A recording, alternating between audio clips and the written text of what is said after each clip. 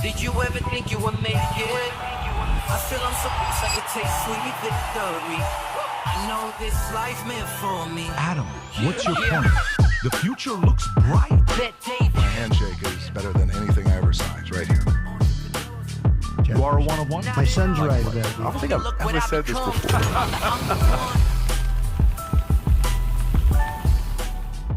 All right, we got a big announcement to make here today, which is pretty exciting. I'll make that here shortly to you guys. But before we do so, Tom, if you can turn off your phone, please. All morning long, Tom's been watching these hip-hop videos. I'm like, turn off the hip-hop videos. And he's going old school. Like he's watching some gangster rap. Get off your phone. He was listening to Hit 'Em Up by Tupac. By the way, and can he you does his imagine being a stats. teacher today? Like being a teacher today, and kids all have phones, and you're trying to tell the kids to stay off their phones. Like, what do you do if you're like, take I would ask the school, I will teach at your school if you allow me to take everybody's phones away. No, at this school, the parents are rich, so they're paying $40,000 a year. They can keep a phone. Not in my class. Take that phone away. I would throw all the phones aside, and we'd be teaching a good class. Not up in here. Anyways, I'm married to a teacher. I know you are. I have to stay after class all the time. Not only are you married to a teacher, let's go deeper on that, I have a Tom. kid in your teacher's wife's class, just so you know that. All right, anyways, so let's keep going through some of these stories. And by the way, we're doing something new. Some of you guys, if you want to ask us a question, all you have to do is go on Connect Circle PBD podcast, post your question. At the end, we will answer 2 questions, whatever questions you may have. All you have to do is go on Connect Circle. Throughout it, I'll remind you, you may think about a conversation we have. I have a question about this. We'll address it at the end. We're going to take 2 of you, and we're going to mention your name on the podcast when we go to your questions on Connect Circle. Okay, some stories to go through. Number 1, California homeless crisis. DOJ accuses real estate developers of $50 million funding fraud. U.S. banks are hunting for collateral to back $20 billion Argentina bailout. It's a Wall Street Journal story. Trump warns U.S. will be struggling for years. This is big, by the way. If Supreme Court rules against him on tariffs. By the way, if they do, oh my God, it'll be so annoying if they do. If they do. I don't even know what the likelihood if they do or not, but if they do, it'll be massive. It'll say that the president's bringing $300 billion of revenue. No, send the money back. What do you mean send the money back? Anyways, the president loses all negotiation abilities if he can't use the tariff card. The game changes. What's the point of being a president if you can't use a tariff card to negotiate on behalf of your country to get more revenues in, but other countries can against you? How the hell is that equal playing field? It's not. Anyways, we'll talk about it. Even more numbers, baby. Trump Australian PM signs $8.5 billion critical mineral deal to counter China's dominance in rare earths. And by the way, one of the guys in front of Trump says, I don't like you. You should see how Trump reacts to him. Kathy Wood says Elon Musk's $1 trillion pay deal will pass decisively, despite opposition from proxy firms. You know what Brandon's asking? Did you pay him for his first payday? We don't know if they paid him that $54, $55, $56 billion. We'll talk about that. Merck begins construction of a $3 billion manufacturing facility in Virginia. Yep. That's good news. Interest in American MBA programs shrink, but schools across Asia are booming. Why is interest in U.S. MBA programs shrinking? We will definitely talk about that. Runway insurance costs brings back talk of price gaps. Americans underprepared for longer lifespans and extended retirement years, study finds. We have to address that today. We didn't do it on Monday, but we will today. Rare earth shares soar as U.S. and China battle over export controls. Wealthy families are writing mission statements to avoid fights, lost fortunes. In other words, estate planning, which is very necessary. We can talk about that heavily. AWS is down again. Amazon, Ring, Reddit, among sites impacted. We were impacted by it on one of our business units, but we'll talk about it. Warner Brothers Discovery says it's now open to sale. Shares jump 10%. What do you mean open? You said no to the Ellisons. Now you're saying open because nobody else is interested, just one person. Tom made a good point about this yesterday. We'll talk about it. NBC Universal made a $27 billion bet on the NBA. Will it pay off? Paramount Skydance, the new king of media. Stock rises over 1% pre-market after report says first layoff post-merger would come in late October. And then we got a couple other stories. Michael Jordan is back. Yeah, baby. And he's going to be doing analysis on the NBA. I have a reason why I think he is back. I think it's brilliant. I think 25% of the reason why he's back is the reason I'm going to give you. And I don't think anybody else is thinking about this one here. But I think that's why he's back. And maybe I'm wrong. I don't know. I want to maybe we'll do a poll. But Michael Jordan's NBA broadcasting is a way to give back to the game. The promo Rob just showed me this morning is sick. They're asking all these new NBA players, what was the NBA like in the 90s? Like, I wasn't even born yet. That's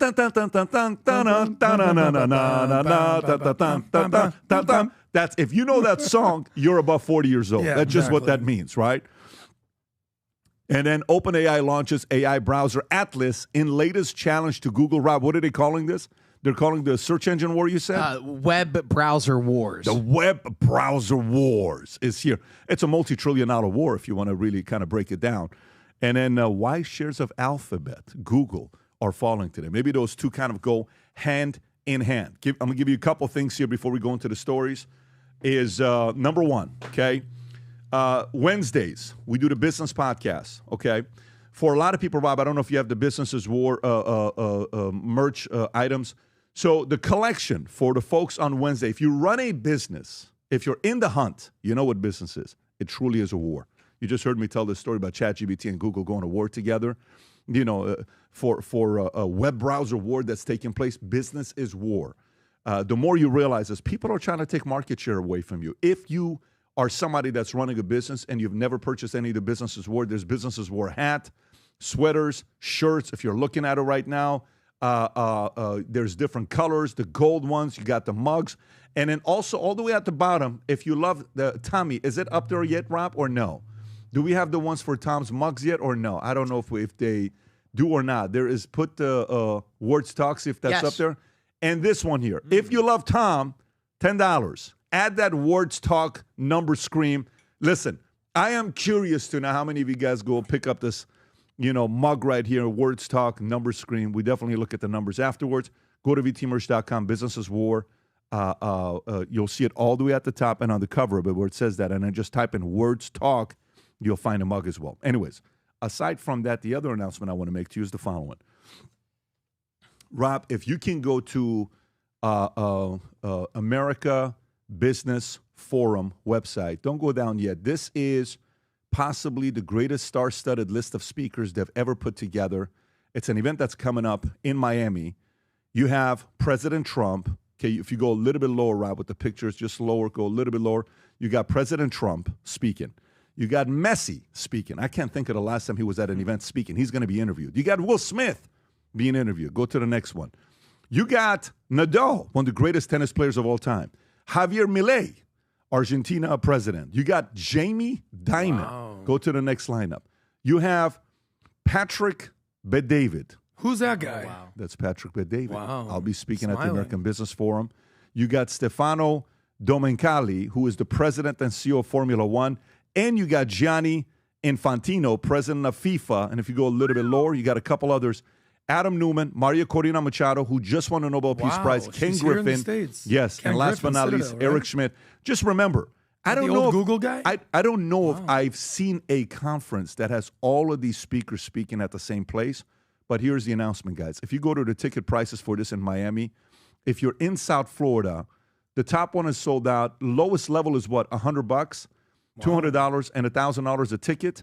But if you use the code Patrick when you register, by the way, it's going to be at the Miami Heat Arena. Yeah. And there's going to be 12,000 people at this place, at this event. If you use the word Patrick in it, I believe you get a 25% discount. So if you're in Florida, you're trying to come to a place to hear Messi speak, the president speak, this thing's probably going to sell out in no time, okay, if it hasn't already sold out. If you want to hear Messi, Jamie Dimon, Ken Griffin, everybody, and Trump. network with others, President Trump, I would highly recommend, even if you get the nosebleed seats, upper bowl, $100, 25% discount, $75, or the silver at $200, or the gold early bird floor seats, I would highly recommend you go to America Business Forum, get registered, get yourself a ticket before this thing sells out. It's possibly, there's different types of business events to be put together. There are those that you go to learn, there's a manual you're learning how to, and there's those you go to learn from 20 different speakers. I don't know if there's ever been an event put together with a lineup of speakers like this one that range from politics to business to sports to Hollywood, all of it. If you're looking to be around other people and network, I think this date is going to be what, Rob? November. It's coming up soon, November. It's November 5th and 6th. It is 8 days away. Can you look up the date No, all the not way 8 at the days top? 20 days away, 2 weeks away. What does it say? What's the date, Rob? November 5th and 6th. There you go. November 5th and 6th. Go to americabusiness.com. 2 weeks away, less than 2 weeks away. americabusiness.com. Rob, if we can put the link below, and then use the Patrick, just the word Patrick, to get a 25% discount. I think Mayor Francis Suarez is involved in this. Is he Mayor not? Francis Yes. Suarez, a businessman from Uruguay, I believe, is also involved in this. It's a very exciting thing that they're doing, and I can't wait to see everybody. I'm going to be there myself as well. Okay, having said that, let's get right into it. Okay, so stories to be talking about. I say we go with the web service war that is taking place. Let's go with that first. All right, so OpenAI launches AI browser Atlas in latest challenge to Google. OpenAI launches AI browser Atlas in latest challenge to Google. What does this mean? Who should be worried? Why did shares of Alphabet fall yesterday? Motley fool. So let me read this, and then, Rob, I think you got a couple clips on this that we'll get to. OpenAI on Tuesday unveiled ChatGPT Atlas, a long-anticipated artificial intelligence powered, and by the way, we're going to show it to you right now as well what it looks like, powered web browser built around this popular chatbot in a direct challenge to Google Chrome dominance. The launch marks OpenAI's latest move to capitalize on 800 million, you ready? Weekly active ChatGPT users. Guys, let me say that number again. 800 million. You know what that means? A tenth of the world uses ChatGPT. That's what that means. And imagine, of the tenth of the world, how many are above 80? How many are under, 15 years old? Everybody up in the club using ChatGPT right now. And nobody not using this thing here right now. Yeah. United States. Yes, it could accelerate a broader shift towards AI-driven search as users increasingly turn to conversational tools that synthesize information instead of relying on traditional keyword results from Google, intensifying competition between OpenAI and Google. Here's Sam Altman making the announcement. Go for it.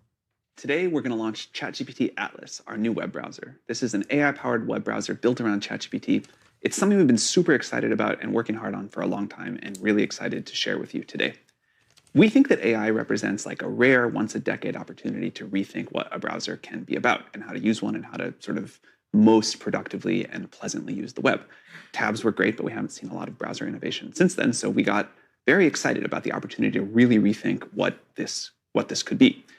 And in the same way that for the previous way people use the internet, the URL bar of a browser and the search box were a great analog, the way that we hope people will use the internet in the future, and that we're starting to see, is that the chat experience and a web browser can be a great analog.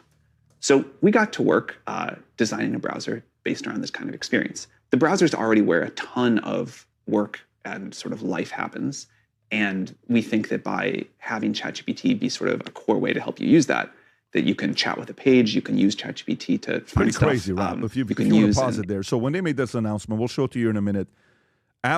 Google's share fall despite a strong day in the broader market. So the market did well. However, shares of Alphabet, aka Google, traded roughly 2.8% lower.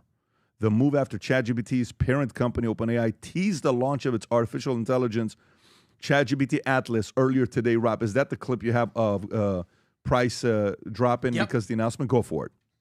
Well, we've got a news alert on OpenAI. Mackenzie Sagalos has that story. Matt. Hey there, John. So OpenAI is announcing live right now that it is launching ChatGPT Atlas, an AI-powered web browser. And we've known that Sam Altman wanted to take on Google Chrome, and now he is. So OpenAI wants to be your front door to the internet, and if they own the browser, they can theoretically cut Google out entirely. This is OpenAI's first full browser product. In January, it debuted a browser-based agent called Operator, but that was just a demo. Atlas, it is standalone, and it's launching globally today on macOS, Windows, iOS, and Android coming soon. As designed, John, Atlas goes head-to-head with both Google and Perplexity, who are already battling it out for AI browser dominance. Earlier this month, Perplexity released its free Comet browser, designed to act like a personal assistant, search, shop, organize tabs, even draft emails. And of course, Google has been ramping up Gemini, integrating it directly into Chrome since September to help users navigate tabs, understand pages. Okay, Rob, can you show us what it looks like? If you want to just go to ChatGPT and show us what it looks like, the Atlas. So I think you just did it. So that's what it looks like. Yep. Okay, can you just play around with it and let's just see what we know. Just do anything and let's see if it's anything different than what Google does. What is the latest on the... Do government shutdown. Yeah. Okay, great. Oh, so it's like a ChatGPT. Oh, got it. So first the stories come up. So up here you have your links, so you can go and search through the news articles that it's posting. But here it gives you the ChatGPT feature, where it's all the information that you would get if you had just plugged that same question into ChatGPT. So Google, now let's do the same thing, Rob. Go back, copy paste your question that you did, and just do it on Google. What's the latest with government shutdown? And let's see what the experience is with Google. So all it does is gives you the links. Go a little bit lower. Yeah, Google's going to get destroyed. You can't do that. Yeah. Hey, That's Why, what's the difference? embarrassing. What's the Are first you Rob, kidding me? There's no summary. Are you kidding me? Go back to ChatGPT, the Atlas one. So on Atlas, Yep. I not only get the links, but it tells me, like, zoom in a little bit so I can read that. Gives you the quick summary. Yeah, here's a summary of what's going on. The shutdown began at 12:01. October 6th, it has been stretched to 22 days, second largest history, major sticking points. It's roughly 900,000 federal workers. So now go to Google. Why would I go to Google? By the way, this is scary. Tom, how do you feel about this? So there's a couple things going on here. Everybody's been asking about is what is up with the AI level browsers, because you've been seeing in Google, and Google has a different tab. And you in Google Chrome, there's they say do you want news, images, all that, right? You've seen that, right, Brandon? Yeah. Yeah, but then the first thing you'll notice is AI summary, and so that's there. And what people indicate. Look at all the money. If you look back at the history of Google, Google took off with AdSense. AdSense, like, 03, 04, like we're now 20 years into this. AdSense was huge, and people are buying keywords. I mean, from our industry, Pat, remember the most expensive keyword? Insurance. Insurance. $52. Exactly. $52 just for insurance. So now the question people are asking is, okay, well, where's the ad layer going to come? Is there a new ad layer coming? Because people go to AI because they want this, they hope, kind of a neutral, objective summary of what's going on and to understand things. Well, now is the ad layer going to move, and does this basically just take keywords out? Because suddenly keywords is what you actually are searching for, but when you use AI, it's intent and conversation. Oh, I know what you mean. I'll get it for you. I know what you mean. And they even sometimes it'll rephrase your prompt. If this is what you meant, then here, I got this for you. Whereas Google keywords, remember the days of you would just retype it. You were the AI engine because you had to keep refining your prompt. I think this is pretty big, and ChatGPT is right now the reigning king of AI. I use all four of them. I use Perplexity, I use Gemini, I use ChatGPT, and I also use Julius, and I've got pro-level subscriptions to all of them, and I correlate them. I look back and forth on stuff when I do research. But I think this is pretty significant, and the Bing on Google that we saw in the stock market is right in the heart of AdSense, because the market is saying, really, Google? What are you going to do about AdSense? You've been getting paid for keywords. What if it goes this way?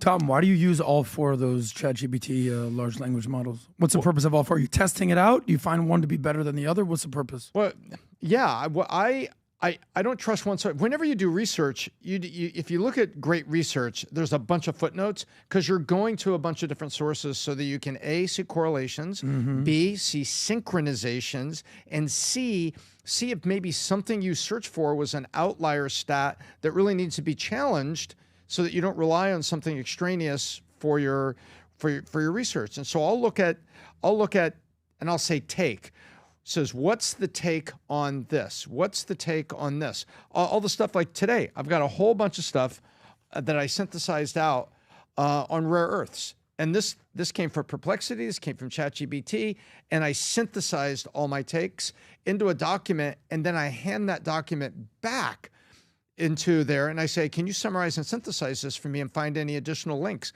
And it finds additional sources. So that's what I do. And then, what have you found to be the best? I don't think there is a best. They're all very different. Perplexity goes out there and seems to get more links faster. And there's like a real plethora of links visible. Now, that may be the same thing ChatGPT is doing, but they're not telling you where all of it comes from. Who owns Perplexity? Perplexity is Perplexity. Just okay, but Gemini is Google, ChatGPT is OpenAI. Yeah. Okay, gotcha. Brandon, what are And you then thinking here? Grok is X. So remember that media chart I showed you the other day where it showed from 2020 to 2025 how streaming and cable changed? It went from cable had like 50% market share 5 years ago, than today it's like under 15%. So I think that Google and ChatGPT is streaming and cable. Like, I mean, it's just a superior product, and I don't think there's anything they can do about it. Google dropped below 90% of the search engine market share for the first time in 10 years. And I just can't see a way in which like the task that people used to do on Google is going to be isn't going to be better on ChatGPT, because people want a quick summary. ChatGPT is doing audio now, so you could literally ask a question via audio, listen to it via audio, get exactly what you want, instead of having to go through like research documents and like news articles and stuff. I mean, this is what you were talking about, Yeah. which is concerning. What's going to happen to it Google? could kill them. Like, Yeah. imagine losing 25% of their revenue in the next 3 years. Can you tell the audience what this means, Yeah, Brandon? So 57% of their Google's revenue comes from search results, like from That's searching something online. $46 billion. Yeah, AdSense. Yeah, and 8.1 billion comes from YouTube. 4 billion comes from their Google Ad Network. 8.7 comes from Pixel. 9.6 comes from Cloud. But 57 is coming from ads, and Atlas is about to take that away from them. It's amazing. Like, that's like how like a disruptor really comes out of nowhere. It's like the Apple BlackBerry, the Netflix cable, the not Netflix Blockbuster. I think it's that type of a situation. How did Google not know? Like, how long did Google have to be able to? It's not that complicated of a thing to add to their current search engine. Do you miss the mark this big? This isn't that challenging to do. They're trying to do it, and they kind of want it. you to stay on Google Chrome, but you're also over on Google Gemini. So at some point, you see what has to happen, Pat? 2 steps. At some point, you have to say, who's going to be my favorite son? The key to a CTA, call to action. If you notice what happened to Amazon, what's one of the biggest things Amazon did that was a game changer? 1 click to buy. Remember when the 1-click announcement happened? Boom, you buy it. You didn't need to go 1 step, 2nd step, 3rd step, 4th step, 5th step. Google is step number 1, Google. 2, Gemini. ChatGPT is what? 1. Ask the question, boom, you get the whole thing. When Amazon came up with the 1 click, what was the date on that? That was I don't know when it was, but when it came out, it was a game changer. Adam, how do you process this? This isn't your space, but how do you process this yourself? Well, it is my space because I do Google things from time to time. And now, it's synonymous. Hey, just Google it. Hey, order an Uber. Hey, do you have a Q-tip? These are brands. These aren't actually things that you do. So we need to understand this. The world has changed so fast. 25 years ago, I remember 2000, it was literally a competition between Google, when it wasn't a verb at that point, and Yahoo. Yahoo was bigger than Google. Where's Yahoo now? Like, try getting onto a Yahoo page at this point. And I remember being like, oh, just Yahoo it. They're like, dude, it's all about Google these days. I'm like, what? It's kind of like when Facebook was still a thing and then Instagram came out. You're like, you're still doing Facebook? What we realized is this. Remember the chart where it says, in the 1980s, what percentage of Fortune 500 companies are still at the top of the Fortune 500? And it's like 90% are gone. The market, as you always say, is so competitive. And you might think that you're the biggest, baddest company in the world, and then boom, overnight, ChatGPT replaces Google, something like that. And that's Adam, realistic. That's a good point. But the thing with this is it is moving. Yeah, only 52 companies have been on the Fortune 500 since 1955. That's 10%, right? So 90% are gone. That is Since ridiculous. 55, wow. So, but right now, I just pulled up something. I pulled up right now comparing how many active monthly users does Google get versus Yahoo and ChatGPT. When you pull up the number of users, I don't know why it says visitors. 85.2 billion is Google. So Google is still King Kong. Yahoo 700 million visitors per month, but ChatGPT doesn't say visitors. It says 800 million weekly active users. That's 800 million different active accounts using ChatGPT. It'll be interesting to see what happens here with this. By the way, this is why when you think about business, Rob, if you go back to the merch, this is why today's merch is called Business is War, because you're just seeing it yourself. This is exactly what's going on. Go to the hat, Rob, a little bit lower. It's one of my favorite items on here, Business is War. If you're running a business, you don't treat it like this, you're eventually going to be experiencing what Google and many other companies are experiencing today. Let's go to the next story. Kathy Wood says Elon Musk's $1 trillion payday will pass decisively, despite opposition from proxy firms. So Kathy Wood, she's from ARK, what is it called? It's ARK. ARK, right? ARK Investments? Yeah, ARK Investments. This is her talking about why Elon's $1 trillion package will pass swiftly. Go ahead, Rob.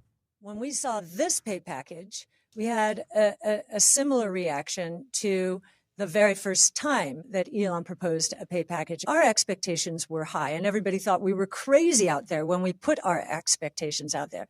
And in the last package, he accomplished those expectations 2 years earlier than we expected him to. Just to give you a sense, if you take sort of the midpoint of the schedule for EBITDA goals, that would be a 49% compound annual rate of increase in EBITDA. I don't think there are very many companies that have accomplished that. And I'll just conclude by saying this was the first voiding of Elon's pay package. This is what I put on X. I believe the Delaware court decision forcing Tesla to void the March 2018 vote on Elon's performance-based pay package is un-American, an assault on investor rights, and an insult to the board of directors of one of the most stunningly successful companies in the world. And I would add, this is a win-win for all of us if Elon succeeds this time around the way that he did the last time around. And I do hope that the appeals court does do the right thing, actually, and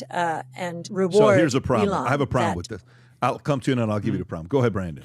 Yeah, no. So I mean, I agree with her that that's the right thing to do. But why are we even talking about this before getting him paid out for the other one? Exactly. Like that's like the court way overstepping. Yes. And you know how many businesses registered in Delaware? 73% of LLCs register in Delaware. So, and the reason that took place in Delaware is because like a small amount of shareholders made a fuss about it, saying that he shouldn't get that much, and they didn't know the terms of the agreement. So that a judge took it on and ruled that. So like one judge could throw off this whole thing. That's like how many people want to do business in Delaware. Yes, but think about it. If you're Elon Musk, you're like, hey, we're going to give you $1 trillion pay package. Guys, I don't have my previous 2018 one yet. Yeah. So why would I get more? It's like telling somebody, by the way, if you sell this house, we're going to give you an 8% commission. But you haven't paid me on the commission on the last house I sold. Yeah. Where is my enthusiasm for this? Tom, where are you at with this one? I'll tell you where I'm at with this one. You know, let's think of this. Let's think of season ticket holders. Damn. Season ticket holders want to go enjoy a baseball team. And then the baseball team says, we're going to give Aaron Judge or Shohei Ohtani two of the top three largest contracts ever. So now the season ticket holders say, wait a minute, but the price of hot dogs will go up. And how is that guy worth it? Well, Aaron Judge has got 4 MVPs. He's captain. He won a batting title. Shohei Ohtani has done what Shohei Ohtani has done. And apparently the Dodgers made back his contract on merchandise the first year, $700 million worth of that. So, but all of a sudden, the issue is the proxy advisory board, Pat. The proxy advisory firms are out there saying, we recommend this, we recommend that. And in a certain way, it adds efficiency. But Kathy Wood and others and me say these guys are out biasing the vote. If the board can be sued. Board of directors now can be sued. So if you're on the board or you're a large institutional investor, you know, like Kathy, and you say, hey, you know, we think it's worth it. And she correctly points out, he's 2.4% of the S&P. And if you can find me another CEO that's done the following things. And by the way, people should remember, it's not $1 trillion like in a paycheck. So if Americans see this number and they think, wow, that's a big paycheck, that's a huge paycheck, that's not what it is. This is long-term interest, additional stock, and other things in the company. And so I think that Kathy Wood's doing the right thing here, and she's asking the court. Now you've got these chancery courts that are in there with the proxy firm saying, oh, you can't let it do this. This is unfair. Wait a minute. Season ticket holders don't get to vote. That's right. But check this out, Rob. If you can pull it back up, what he had to do to get that $1 trillion package, you just had it up a minute ago. Mm-hmm. So the company needs to achieve the valuation of $8.5 trillion, which is 2.5 times higher than the biggest one today. Let's just say NVIDIA is a $4 trillion company, 2.2 times more to get to $8.5 trillion by 2035. That's 8 times the current valuation. Musk would receive new shares that could push his ownership stake significantly to 25%. And other operational milestones are obviously in there, but Tesla's estimate fair market value of the award to be around $87.75 billion today, though the full payout potentially is much higher. Adam, your thoughts? So let me understand something. in order to reach his incentives, the market cap of Tesla today is almost $1 trillion. It's $1 trillion. He's got to do He's gotta 8.5. Okay. That's an incentive package, if you ask me. I'm just simplifying this. Hey, if you want to know how people make money, you say, I don't need a salary. I don't need you to give me any sort of bonus. Just pay me a percentage of whatever I'm able to generate. Results revenue. and accountability. What's the number one company with market cap today? Is it Nvidia? Is it Microsoft? Yeah, what Nvidia. is it? Nvidia's $3 trillion bucks? What is it? 4. Almost 4. Oh, it's already 4? Yeah. I thought we just announced it was 3 like a month ago. This Nvidia. So they want to, if Tesla becomes $8.5 trillion in 10 years, is that the number one company in the world? If it gets 8, well, it depends on what everybody else is going to be then. But the reality of it is, you got 10 years to get to $8.5 trillion. We're going to give you $1 trillion. That's Go insane. for it. Where was Tesla 10 years ago? Well, they looked just as crazy last time in 2018 when they gave him the incentive. Then it's like, oh, that's never going to happen, but it did happen, and then they're trying to pull the money away from him now. So, Pat, Tesla's market cap 10 years ago. Tesla's market cap 10 years ago was $31.5 billion. So it's 30x'd in 10 years. And they're asking him to 8x, and they're going to give him $1 trillion. Wow. So do you remember reasonable. when I started saying Elon's going to be a trillionaire in 2 years? I said that 2 years ago. Yeah. I made a video about it. This guy's going to be a trillionaire in no time. And then there's going to be multiple of these guys out there. Ellison and others will follow suit as well. Well, keep in mind, he's got like 25 kids, and college is going up 14% a year. 13. Let's have a little respect. It's a very good point. Very good point. When do you think he's got to work hard? When do you think over under? And they're all going to Elon want becomes cars. a trillionaire. When do I think Elon becomes Over a under? What's the over trillionaire? Yeah. Less than 18 months. I think less than 18 months. He's got too many. The difference between him and everybody else, all his peers, he's got way too many things that are going at the same time. SpaceX, Starlink, Tesla, boring. He's got so many different things that are moving. PBD, let me ask you one more question on this. You know how like Bernie Sanders railed against the millionaires, and then he became a millionaire. He's like, it's the billionaires. Yeah. Can you imagine someone like Bernie or AOC's brain if Elon Musk or anybody else becomes a trillionaire? Yeah. Well, they don't have to say trillionaire. They just have to say that guy. Yeah. No, I mean, that's but crazy. by the way, billionaires it's a crazy and that guy. supposition to think about. Trillionaire? There's going to be a handful of them the next 5 years. There's going to be a handful of trillionaires the next 5 years. Yes. By the way, as much as I'm telling you this, like if you notice certain people are in the hunt, in every league, somebody here plays, in everybody who's watching this falls in a handful of different positions. Let me tell you what it is. You're either one in a position where you're the operator, go into this next 10-year era, you better be ready, or go jump on with somebody that you know is going places and bring a ton of value to them. I remember a saying was, help somebody become a billionaire, you'll become a millionaire. Yeah. Now it's help somebody become a trillionaire, you'll become a billionaire. Like literally, that's what the formula is. Steve Ballmer did it with it Bill is Gates. by far the worst time to go into 2026 winging it. By far the worst time going into 2026 without a clear business plan. And by the way, Rob, if you can pull it up, December 12th, we're running a business planning workshop. December 12th, business planning workshop. 12-hour, we sit there and we put a plan together for you. Obviously, we're going to give you the format, a 200-page manual that will go through. If you haven't get registered and you wonder why some other people keep climbing and changing their lives and creating new opportunities for themselves, they're going into New Year's being more intentional than others are. Look at Elon. Elon's already negotiating his next 10-year package. It's very, very important to be prepared right now going into 2026. Go to bpw.businessconsulting.com, or Rob, put the link below for people to get registered to spend an entire day with us on December 12th, which is less than 2 months from now. Looking forward to that. We'll see you guys there. Let's go to the next one. Tariffs. President Trump warns U.S. will be struggling for years if Supreme Court rules against him on tariffs. Trump warns U.S. will be struggling. Rob, if you want to play this clip, go ahead, Rob. If we win the tariff case, which hopefully we will, it's vital to the interests of our country. We're the wealthiest country there is. If we don't, we'll be struggling for years to come. Okay, so he says that. Let me read this to you as he's going through the tariff situation, which, by the way, I fully agree with him. And a bigger part why I agree with the president is the following. How the hell are you supposed to negotiate? How are you supposed to threaten your enemies when they're using that same thing against us? So another country is putting tariffs on us, but the president can't. The president needs to go to the Supreme Court and say, hey, can I please get permission to use tariffs? Are you kidding me? Like, how does that make any sense? You have to have ways to have leverage to negotiate. You're cutting the person out. It's like a person that's running a business and they're not getting the right data to see how people are performing. Say, hey, can you go drive the sales team? Give me some data.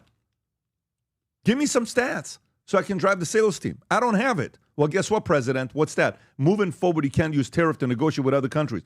Guess who is sitting there begging, praying to every single god in the world for the Supreme Court to not allow him to use tariffs? China? Who else you think? All our enemies. Russia? Who else you Everyone think? betting against America. India? Everyone. Everybody is rooting for Supreme Court. Fortune 500. Everybody is rooting for Supreme Court. Fortune 500 companies, a ton of them.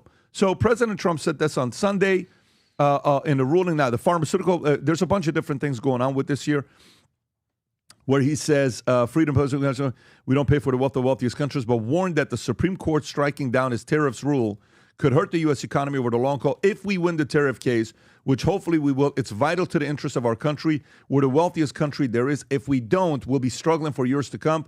The president said that his threat of imposing 200% tariffs helped stop a war between India and Pakistan, and also said that the tariffs are the main reason companies are investing in facilities in the U.S.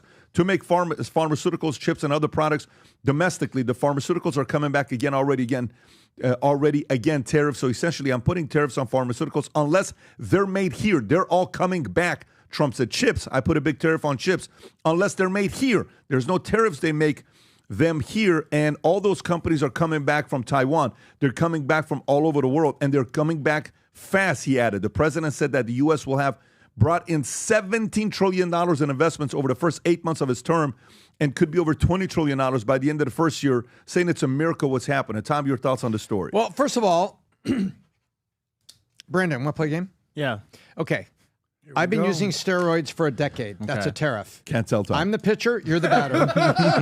Okay. Brandon's been using steroids for a decade. Okay. He's pitching, and I'm the baseball player. I'm at bat. Yep. And all of a sudden, they do a test. And they said, he's using steroids. But they don't suspend you. They just say, you know what, Tom? You can use steroids. And I'm like, great. But then everybody screams, you can't let Tom use steroids and juice. Wait, Brandon's been using it for a decade. Some of these tariffs have been against the United States for a decade or more. And now the president is saying, I want to swing a bigger bat with a bigger market, and I want to get their attention to say, we're playing a different game. We're going to bring this playing field back, and we're going to level it. And can we, since you just mentioned pharmaceuticals, can we blend in the Merck story? Of course. Merck has announced going to go next. Construction of a $3 billion manufacturing facility in Virginia. Wow, how did that happen? We're going to make medications here, and we already have the progress he's made on the cost of medications. We saw that. And Rob, check this out. He's talking about $17 trillion in his first term. Let's go find the chart that we had here. Guess how much is in play right now? No. I sent you the... Tom, keep going. Guess how much is in play right now? Right now, that is dirt's being moved, steel being poured. There it is right there. What we have is $1.268 trillion, the Trump effect already. And take a look at what's happening. Some people say, well, Apple's only going to put half of that. Okay, ignore that. Look at Micron building factories in Idaho and Virginia. IBM, TMSC, that's Taiwan Semiconductor building $100 billion in Arizona. That one actually started under Biden. Look at Texas Instruments, Johnson & Johnson, AstraZeneca, Rose. Look at all this. This is since March 1st. These are greenlit projects. It's not just an estimate. The estimate of $17 trillion for the first term is very real, Pat. This is 500,000 jobs that are coming as a result of just what's the $1.5 trillion that's being invested since March 1st. And by the way, you know what the estimate is? The estimate is that there's 70,000 construction jobs that are being created because of these things that need to be built. This is called the Trump effect. This is not BS. This is words talk, numbers scream. Look at what's already happening. Just give these jobs time to get here. Does Supreme Court have the ability to do that, to prevent the president from using tariffs? Well, I think the Supreme Court, the Supreme Court doesn't walk into a room and say, hey, I think I'm going to rule on something. Somebody has to bring a suit to the Supreme Court. And you have to go take a look. It's the Dems put forward an act, and they're asking, are the tariffs unconstitutional in terms of the president's power? And so why on earth would people in our own government want the Supreme Court to rule on this unless they had China money in their own pocket? You know what? Yeah, so there actually is a historical precedent for this that explains this. So it used to be Congress that got to decide when to impose tariffs and when not to, but then they gave the power to the president for matters of national security to impose tariffs, which, all of this is a matter of national security, whether for economically and for manufacturing, for weapons, for pharmaceuticals. So that's what it's really, the decisions being made on is whether or not this is a matter of national security. And I believe the reason it got to the Supreme Court is because a lot of courts tried to block Trump doing it. Like all these federal courts are getting in the way. But I've heard a lot of people say the founders would be appalled with the way that the judges are using their power. Of all the branches, the judges have gotten far too much power, I think, over the last decade or last century.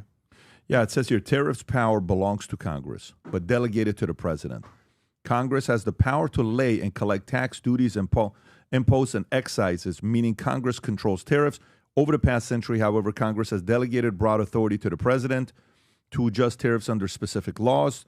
The Trade Expansion Act of 1962, the Trade Act of 1974, International Emergency Economic Powers Act. Supreme Court can't directly stop the president, but it can rule on legality. Supreme Court cannot preemptively block it, but it can review such actions that are being challenged by other courts. If Trump steals aluminum tariffs, so they did that in 2018 in U.S. against George S. Bush and Company, 1930, later trade-related cases, the court recognized Congress' right to delegate limited trade power. Anyways, I don't know about this. Adam, your thoughts? Yeah, well, I think Trump, this is, backing up a second, this is a win-win situation for Trump, regardless of what happens. It might not be a win-win situation for the American people. Why? We can officially put to rest this whole king and fascist thing. Trump's making these executive orders, making these plans, and here comes the third branch of government, the judicial, says, no. Not so fast, King Trump. Not so quick. So one of two things is going to happen. Either he's going to win this case, and it's going to validate what he's doing, and the tariff things are going to happen, or he's going to lose the case, and he's going to officially be able to say, dude, I can't even as a king make the decisions on the executive branch to what we're going to do with tariffs. So to me, he's going to win either way. He's either going to win the narrative and completely dismantle the left's woke, no kings perspective, or he's going to win both and say, I went through the courts ruled in my favor, you see I'm not a king, and the tariffs uphold. You know what it reminds me of? Tell me, in business, you're doing sales. Yeah. You're doing marketing. Yep. You're trying to drive revenue. Yep. And all of a sudden, someone from compliance comes in and goes, well, not so fast. Because you have to understand the due diligence and the compliance and your OSJ and your broker-dealer. And you're like, dude, I'm trying to drive $1 million worth of revenue here. You're blocking that. The difference is... and it's a major issue. It is. But when do you need compliance and when do you not? Like, I remember one time I had a call with one of my board members. This is 10 years ago, something like that, 8 years ago. And he says, look, I need you to call me every time you make a decision above $250,000. I said, no, I'm not doing that. He says, no, Tom, you remember this? I said, no, I'm not going to call you. It was the biggest call. He says, why are you not going to call me? I said, we just gave you $10 million. He's a board member. No, he gave me the $10 million. Oh, wow. Okay, gotcha. He says, you got to. So I'm not calling you. He says, why? I said, do you realize I make decisions swiftly? You want me to wait for you for something like this? I'm not calling you. He says, can you at least tell Tom to tell me? I said, no, we're going to raise that to $500,000 and Tom's just going to tell you. I'm not calling for permission.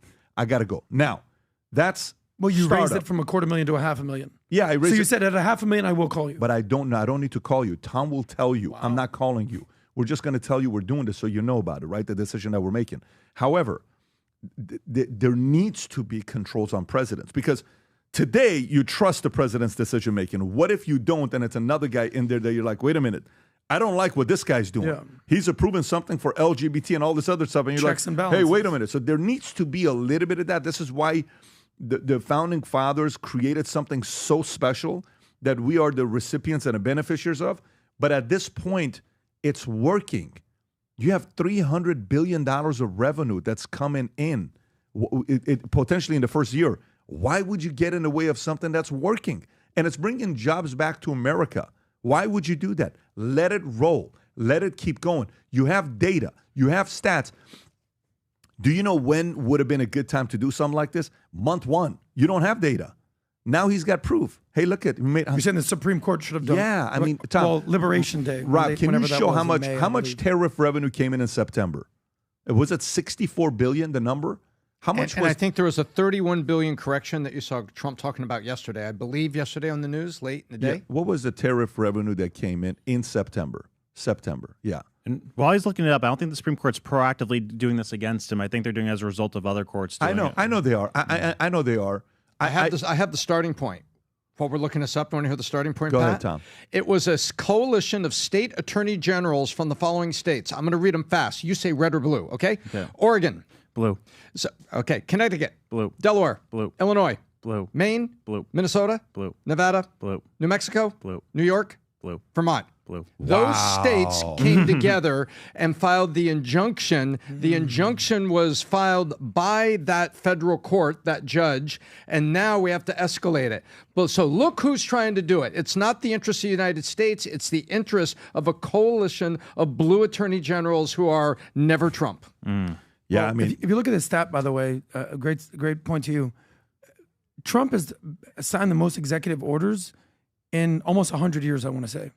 So I think in his first term, I think he signed up to this point 50 executive orders. 2025, it says 210. He's 4x executive orders, the most since FDR, which was, in the 30s, so almost less than 100 years.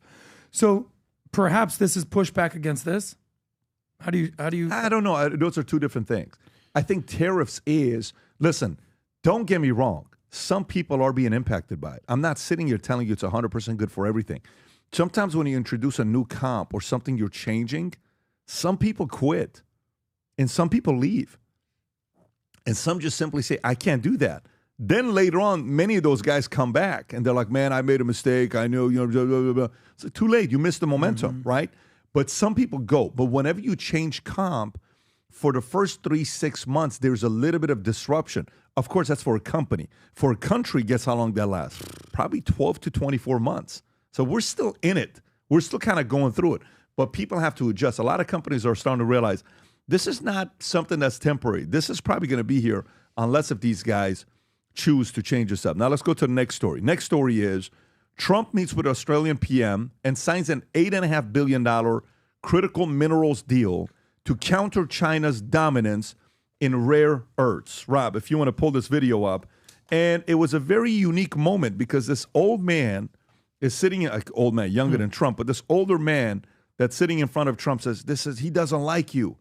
So President Trump and Australian Prime Minister Anthony Albanese on Monday signed an agreement, a rare earth minerals deal, to stabilize global supplies amid China's efforts to clamp down on its controls over the market. Trump's remarks follow China's recent export controls restricting sales of critical minerals. Trump and Albanese met at the White House for their first summit. Trump said the deal was negotiated over the past 4 or 5 months ahead of the announcement. Albanese said it's an $8.5 million pipeline that we have to go, ready to go. Reuters reported, according to a copy of the agreement provided by the Prime Minister's office, the two countries have each invested $1 billion over the next 6 months into mining and processing projects, as well as set a minimum price floor for critical minerals. In about a year from now, we'll have so much critical minerals and rare earths that you won't know what to do with them. But this was the unique moment of Trump with the gentleman right across from him to the left of the bald man with the glasses on. Go ahead, Rob. Been concerned in Australia that it's taken 9 months to get this meeting. Have you had any concerns with this administration, with its stance on Palestine, climate change, or even things the ambassador said about you in the past, the Australian ambassador? I don't know anything about him. I mean, if he said bad, then maybe he'll like to apologize. I really don't know. Did an ambassador say something bad about him? Don't tell me. I don't know. Where is he? Is he still working for you? Yeah. He's sitting right in front of you. You said bad? Before I took this position, Mr. President. I don't like you either. I don't, and I probably never will. Go ahead. Tom, why is this important? I'll tell you why it's important. China controls 90% of the global refining of these rare earth minerals, meaning they control the refineries. A lot of times they have funded debt for countries to build refining processing. So the $1 billion each is just a start to build refining capability. Now that means now that you've dug them out of the earth, they have to be refined. Unlike gold and silver, you don't just find lithium laying around a lot. You have to process it through the dirt, and there's these things that are very complicated that you have to go through and do. So that's very important. Also, you've got source. And now you've got the government making the equity investment in MP materials, and which you and I don't like that the government actually owns that. However, it gets it off and going. And then there's the Mountain Pass deal, the 10x to the manufacturing of the magnet stuff. And so this is important because for three reasons. One, you have to source the raw earth minerals somewhere.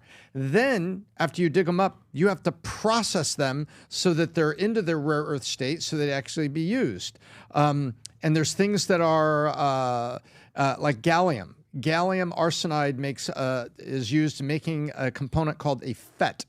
FET, and those are very important for signal processing, gallium arsenide. So you have all these things coming together, and now this deal with Australia is in the second box, which is the processing. And then you'll get to the third box, which is the commercialization and availability, so people can actually go build things, and EVs aren't ridiculously expensive or hard to, or you end up stuck. Remember what happened with chips during COVID? Mm-hmm. Oh, yeah. Yeah, that was manufacturing. That was a manufacturing issue. You know who was the number one refiner of rare earths in the 70s and 80s? Who? America. So we had this great big plant in California where we were refining a bunch of them, and then the EPA comes in and starts regulating it, makes it unprofitable. They have to shut it down, and Deng Xiaoping, the king or president of China, whoever, whatever his role was, said, all right, the Middle East has oil monopolized. We're going to monopolize rare earth elements. So, yeah, they have a big reserve of it, but we have a pretty big reserve of it, too. We just don't refine it. We lost all that manufacturing and refining capability when we shut it all down, made it unprofitable to do it here. So they've been spending the last 40 years perfecting it, and that's why we're in the situation now. So this is a story of tariffs or that type of mindset in the same way as well. You know, we stopped producing it here, and that's catching up to us now. The Mountain Pass site produced 70% of the world's rare earth supplies until the early 80s. Yeah. It continued supplying most of the world rare earth metals consumption between 1965 and 1995, though the mine later closed. Its separation from the plant in 1998, during the 80s and 1990s, it was a dominant source. Do we know why it closed? Yeah, the reasons I saw is because of environmental regulations. Stop it. I swear to God, yeah. Stop it. Which China could care less They'll about. say it, yeah. Unbelievable. So environmental regulations, burdens. Wow. That's why they shut it down. So who was the president that this happened? So Rob, What can year we... was 98, 98. Oh, So, Clinton. That was Clinton. so zoom in. Is there a president tied to it? Can you ask which president or politician led the shutdown and the regulations of this? Right around the time we let China into the World Trade Organization, too. So then what I'm trying to go with this is exactly what... So someone comes up, president shut down. Who was it tied to, Rob? Do you see it? No clear politician leading to the shutdown. There's of no the way in the refinery. world there's... So then who was the main influencer that shut down that refinery? Who was the main influencer? It was EPA. But there's a person tied to the EPA. I want to know who led the EPA. Yeah, I want to know the who. Clinton administration. Okay, so then go and see who led the EPA during that time. If it's not giving you any names, who led the EPA in 1998 that led to the shutdown of the refinery?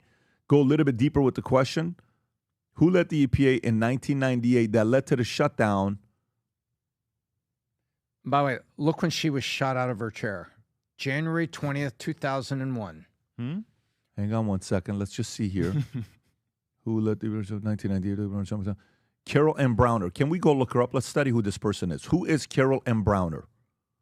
Who is Carol M. Browner? She was obviously appointed by the Clinton administration at the time, and then as soon as George W. Bush took over, he gave her the kicker to the curb. So let's see. This woman was a businesswoman, White House Energy, Climate and Policy, Obama administration, 2009, 2011, Clinton administration. So this was her. She's the one that was responsible.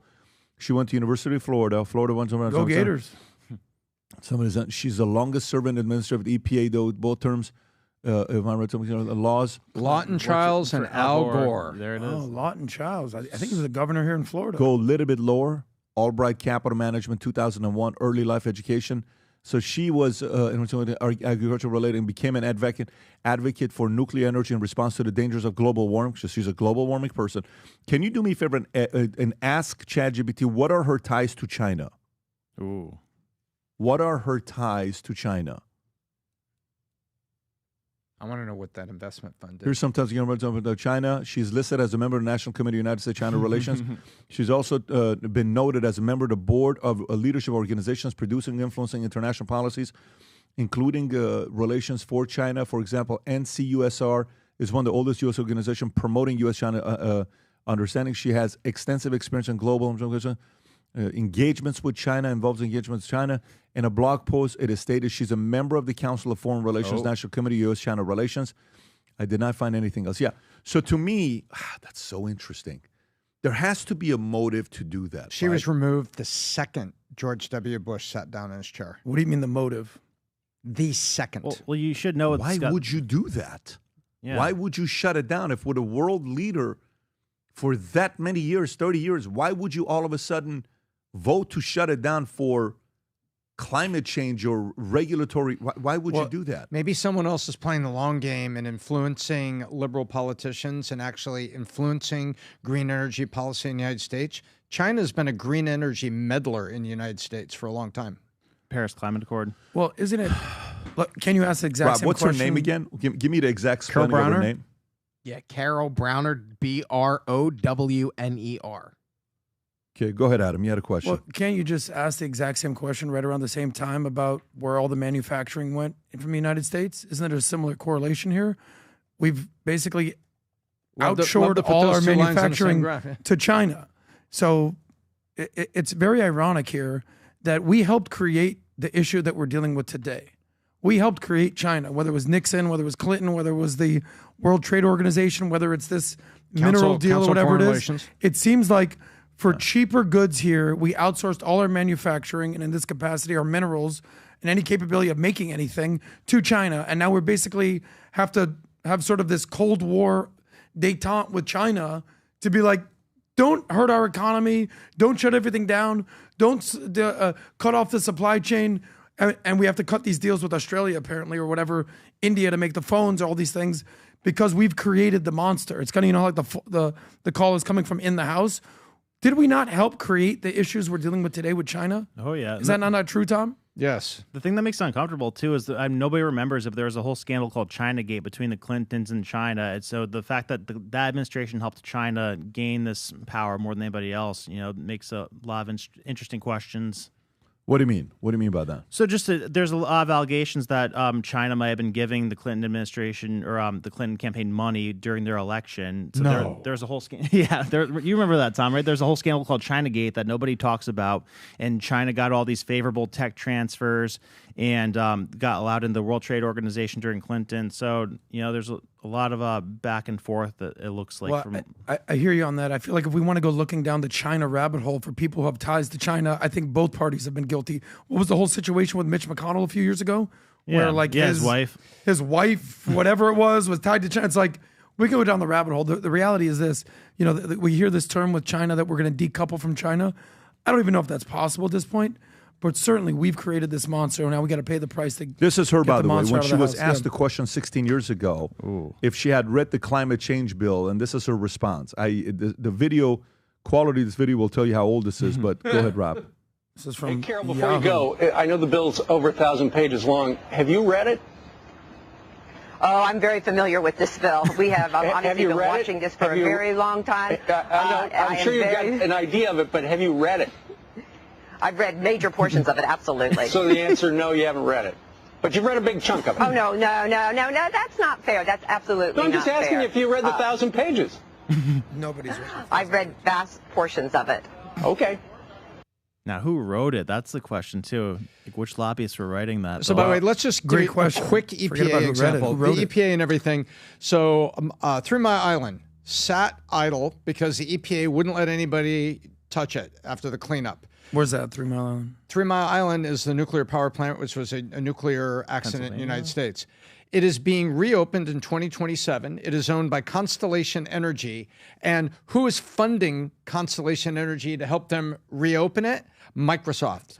Pat, what percent of the energy that will come out of the updated 3 Mile Island nuclear power plant, built with new safety standards and new small 6th-generation reactors, how much of the power that will come out of 3 Mile Island, operated by Constellation Energy, is Microsoft contracting for?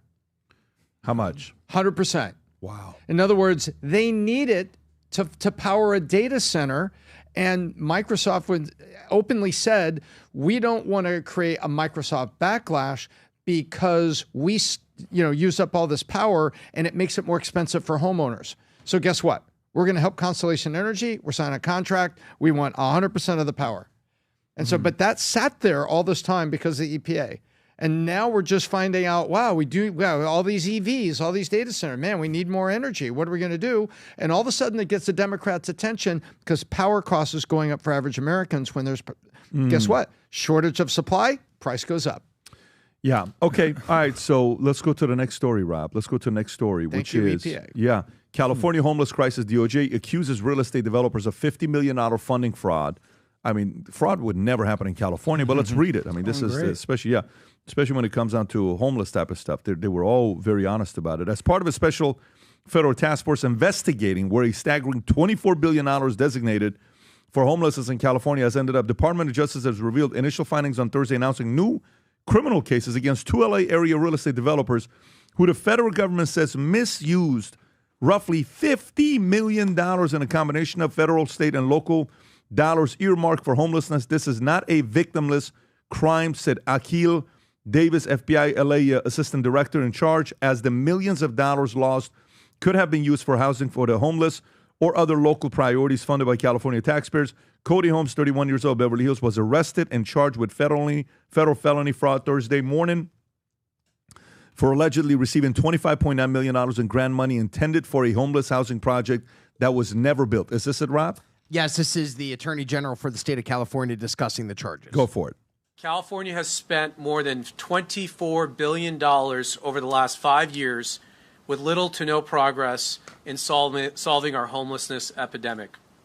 California state officials failed to provide meaningful oversight over the individuals who received most of these funds, and they had little to no answers to the public's demand for accountability.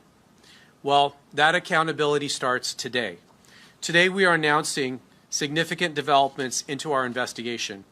We are making public 2 criminal cases relating to 2 separate real estate developers who were involved in misappropriating millions of state funds intended to combat homelessness.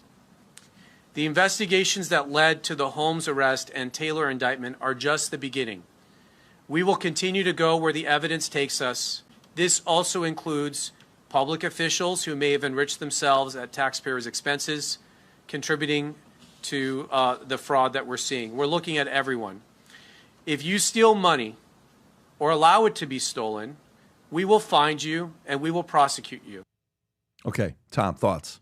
So this is when the government gets involved in things it doesn't know how to do. The state of California doesn't know how to build a rail. The state of California has put all sorts. You should see the millions of dollars that have only gone for, architectural design and early studies on the rail. And there's no high-speed rail between Southern and Northern California. And these guys received grant money because the state said, oh my gosh, we need to build a homeless shelter. I know, we'll build a homeless shelter in Thousand Oaks, California, where there's a lot of middle-class housing, and that's where Amgen has a massive offices. Wow, okay, we'll do it out there. And we'll give a grant to somebody. Pat, here's your grant. What is a grant? Grant is like a gift. But we gift with earmarks about what it's supposed to be spent for. And now go build houses. Instead of saying, hey, let's get all the developers together. That's one developer, right? Let's get all the developers together and say, what would help you guys build houses faster?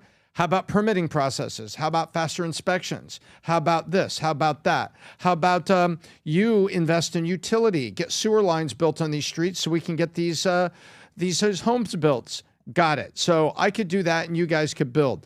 But instead, the state goes to these guys and gives them a bunch of money to build homes. The far more efficient thing to do would be to reduce the friction so that all kinds of developers could be building. But that's not what they did. They did this and, oh, guess what happened? With a bunch of free money, somebody spent $2 million on American Express cards buying luxury goods. Basically, they went to the mall and they spent $2 million on American Express. Unbelievable. And that's what this guy is. And I'm not making this up. I'm saying according to the indictment, according to what's been brought forth, he used up to $2 million of it toward American Express cards. And the name of it was Shangri-La Industries. It doesn't even sound like a serious business name. And he received a grant. And this is not a victimless crime, they say. No, you're boneheads. This is the wrong way to do it. Go upstream and say, hey, what are the odds that maybe these builders don't build it? What are the odds that these builders maybe misappropriate it or just give themselves a bigger profit per house? What are the odds? I would say those odds are pretty high. And then the state went and did it. So now the state attorney general, not the governor or any of the legislators that approved this. The only people at the microphone is the law enforcement people, you'll notice. Brandon, thoughts? Yeah, we just talked about the other day. This housing thing's like the biggest national crisis, I think, with the affordability nationwide. But in California, like the average price of a house is $880,000, where the national average is like $435,000. So, if you're going to have like the most regulated, strictest state with all of that, and then you're like looking like a money laundering pit, let's be honest. It's like it feels like when we give money to Ukraine, like it just gets sent into a black hole when it goes to California. Like there's no trace or anything to show for whatever the project they do there. And I saw a study that said 95% of the land in California is zoned for single family use only, so they can't do duplexes, triplexes, condos. So in like a state of crisis where you need more housing, where you have homeless people, where the cost of a house is $880,000 and the median income is like $65,000 a year, why are you being so restrictive with what could be built? And then you have the audacity to like steal money and embezzle money that gets given to you. So I mean, like you could probably talk for 10 hours about all the things that are wrong with California's real estate market and the way they do the regulations. Makes sense. Adam? I just feel like this is a symptom of a larger problem in California. California is like the richest, brokest state. It's like the guy who has the nicest car, the nicest house, but he's borrowing $100 from you. You're like, what are you doing, dude? I mean, this is a telltale sign of go woke, go broke. California, Tom, I think you're the person that pointed this out. You're saying that state governments cannot fail, meaning like you actually legally written in your state guidelines or bylaws or constitution have to balance the budget. You might not do it because I think in California you sell a bunch of bonds, or you go to the government and said, hey, my shortfall was due to a disaster. You got to bail me out. Exactly. So I think they have a $68 billion deficit, according to our friends at ChatGPT, just this year, this fiscal year. So you remember when how that's gonna get paid. COVID happened and all these airline companies did all these stock buybacks, and then they reached out back to the government like 6 months later, like, hey, we need money. And then Chamath, this is the first time I actually even heard about Chamath, he said, let them fail. Because if you're going to make stupid decisions, you have to let them fail. You have to have ramifications for your bad decisions. So, you know me, I'm not bullish on California. I'm very bullish on Florida. I'm like the most anti-California person because I don't have the empathy or the sympathy for stupid decisions that they made in California. So what's wrong with just letting California fail and then just sort of building back up? Why can't we do that? To let it fail? No. I mean, listen, why did they not let GM fail? Why didn't let AIG fail? Why didn't let a lot of these companies fail? It's too big to fail. I mean, if there is a state that is too big to fail, that everybody will feel it, California is at the top of the list.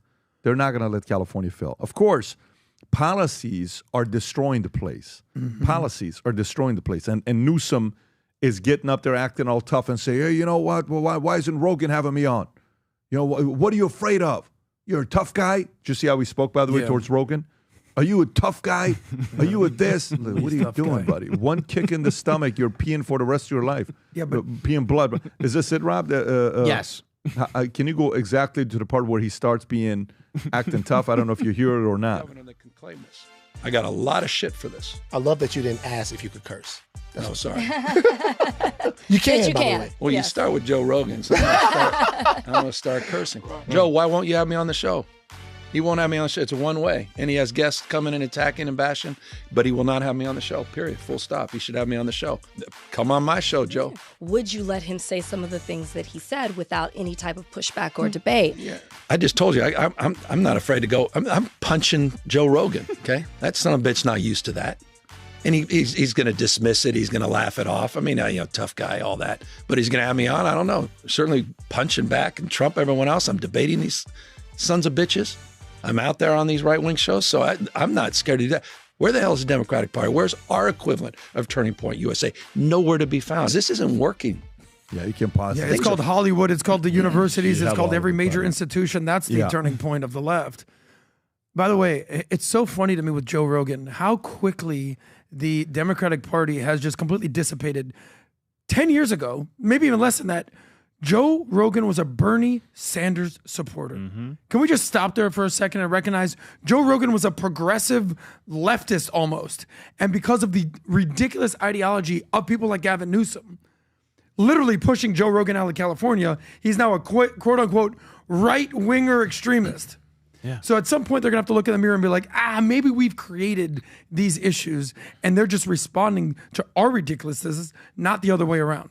That's how I perceive Gavin Newsom on this account. Yeah, I mean, listen, again, badly, but going back to when you said, why don't you just let them fail? You can let them fail. This is a great thing about politics to see what happens and who's going to come in and replace Newsom in California. Of course, most likely it's going to be somebody on the left, but what things are going to change, I don't know. Adam Carolla was giving some thoughts on who he sees going there and changing things up.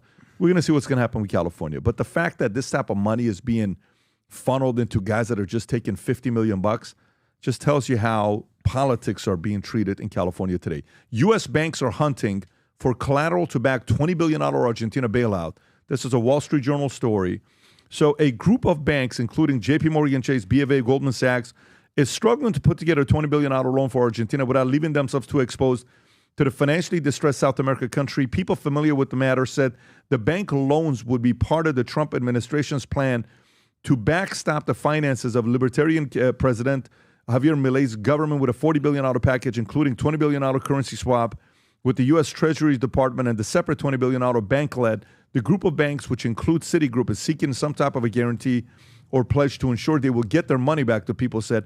Bankers are waiting on guidance from the Treasury Department on what collateral Argentina would be able to provide for them, or if Washington would plan to backstop the facility on its own. The people been controlling the broader package, and banks feel they can't act without backing from Washington. Some of the people said the loan facility hasn't been finalized and might not come together if the bank's collateral question isn't resolved. They said, Tom, thoughts? I'll tell you what the thoughts are. These banks don't give a rip about Argentina's collateral. You know what they want the backstop to be? You and me. They want the United States to say, oh, I've got it. We'll give Argentina a student loan. And if they can't pay it back, don't worry about colleges. You'll still get your money. And so in this case, the banks are kind of like the U.S. colleges who are going to put it out there, and they want the backstop to be here. Now, does Milei need some help? Yes, he does. Does he need a little bit of a gap here with what he's doing, the cuts he's done, and what's happening? Yes, he does. He needs some help, and he needs some international help. And does he have rare earth minerals or a bunch of things that they could naturally use as collateral? I'm sure there is some stuff down there. This is a country. This is a country. There's tremendous. They've got real estate. They have all kinds of things that be there. And $20 billion on the scale of a country, Pat, that's not much. No, not at all. Not at all. Nothing. So what do the banks really want? Oh, all right. If something happens, the United States will backstop it. And they're all but saying that out loud. I don't think we should. I think the bank should be forced to negotiate, because what does the bank want? They want the loans out there as soon as possible so they can make interest on them as soon as possible. And what's the easiest way to do it? Never mind the underwriting. We'll back you up if something bad happens. That's what they want. And I think they should be. Then where's the risk? There is no risk for the banks. They want just an instant, like student loans. No risk. Are they afraid of Argentina defaulting? But I mean, I was gonna say like the audacity of them to nickel and dime about this. Like, I'm pretty sure they owe us $800 billion from the last time we built them out. So, why can't the government say, like, call that up and say, hey, no, you didn't actually do what we told you to do with this. So, go ahead and give the $20 billion. Because, it's like probably the safest loan to give out there is to give it to a country where it has a tax base and minerals and everything. But quick thing about Argentina, like, only 45% of their GDP or their government budget went to entitlements historically. 69, I think, percent of ours goes towards entitlements. So keep that in mind for how our country's going. 45% for them, 69% for ours. And look Adam, where they're at. Yeah. Adam, thoughts? To me, I'm just going to take a different angle on this. I feel like Trump and Javier Milei have probably been the closest of any Latin American country. Maybe Nayib Bukele, you want to put in that category. But I feel like every single Latin American country is a leftist, socialist, progressive ideology, whether it's Lula in Brazil, whether it's, you see what the hell's going on with this Petro guy in Colombia these days. We know what's going on in Venezuela, which we're essentially at war with. But Javier Milei and Trump have a personal relationship. So don't forget that Trump, like in the last clip, where he's like, oh, you said bad things to me? I hate you.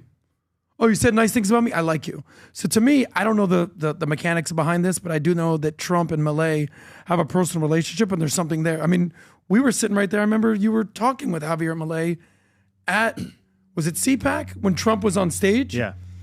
So I don't know. I feel like this guy's the biggest disruptor in Latin American politics, and we need a more Javier Mileis in the world, especially in Latin America, and less this Petro guy in Colombia, and less Maduro's in Brazil. I have an idea. Venezuela. What's your idea? Take a couple military ships, put Russian flags on them, and scream, the Russians are offshore, they're coming for me. And $50 billion will show up tomorrow morning. A special congressional allocation. Tom, what happened with Argentina needing $20 billion? The $40 billion. It appears that so they need a stopgap because remember they had runaway inflation, they had things going, and he's got this. He needs this. There's a currency swap involved with it, and then there's also a debt facility. They need liquidity, and they're not a giant GDP, and so this is what. And he's eliminated a lot of costs, and it's as their economy grows and as things come back, they need liquidity. And they've gone to the biggest banks in the world. Now, the biggest banks in the world are turning and saying, yeah, we'll loan it to them, but we're a little nervous about them. And what they're really nervous about, to be honest, what the banks nervous about is runaway inflation again, because then you never get your money back. And then the economy goes haywire. So I completely understand the U.S. banks, but I also think they're just taking the easy way out. They just say, hey, never mind the underwriting. Uncle Sam, can you just back this? If something bad happens, just pay us the banks. Listen, his reforms were so massive. But if you look at inflation, what happened from June in Argentina, inflation was 39.4%. That's ridiculous. Today, it's 31.8% in September of 2025. It's a drop of 8%, right? So where was it before Milei took office? Massive, couple hundred, couple massive. thousand. Yeah, it was massive. So it's improving. It is. But he so needs this liquidity. $20 billion investment is to help an improving economy. Bridge. Not a sinking ship. No, because they got Right? he's doing So austerity what basically. he has been doing is working. Is it fair to say? Yeah, but the way he's doing it is he's taking all the pressure off the government and kind of saying, go figure it out. I'm not going to give you more entitlement program. You guys go find a way to be standing up independently for. That's what Milei is saying to his citizens. When I was in Argentina, and I would talk to people, they would say 12 million of us work. It was 20 million of us work to take care of 12 million people that don't work. People are not working and we're having to take care of them. So this guy's changing. Yeah, so 2023, before he took over, monthly inflation was 8 to 12%. Annual inflation was 160 to 180% is what it was. December of 2023, it hit 211%. So he's taking it from 211 to 160 to 104 to 90 to now 31.8. Okay. So it is working. Yeah. It is, but at the same time, it's like you just got off of steroids that you've been on for 10 years. Yeah. And your body has to learn how to reproduce testosterone. And your wife is telling you, babe, what's wrong? And it's, what's wrong? What's wrong? I'm going to need a minute. Yeah, he's going to be like, babe. Or maybe a year. So isn't this, from a macro perspective, isn't this a great sign for the rest of South America to say, guys, get off the quote unquote steroids, get off the socialism, get off the communism. Here's a case example, if this is done right, of how Argentina in 5 years, 10 years, whatever it may end up being, has turned around their economy so they're not reliant on these massive welfare programs. You know how they say, like, Tommy Robinson, we got to protect him at all costs. Like, we got to protect at all costs. Isn't this someone that they need to protect at all costs?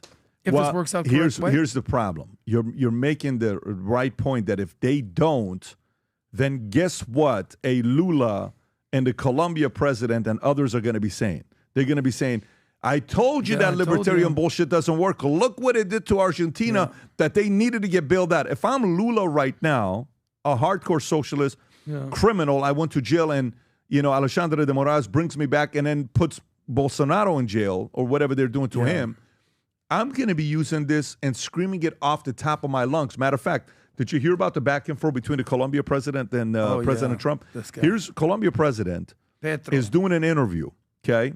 And in the interview, they're asking about Trump. Here's what he had to say about Trump. In the interview, he's sitting there with his legs crossed. Yeah, that one right there. No, go a little bit lower, Rob. Yeah, it's one. It's that one right there. Okay, how long is that? $1.20? No, it's a shorter version of that.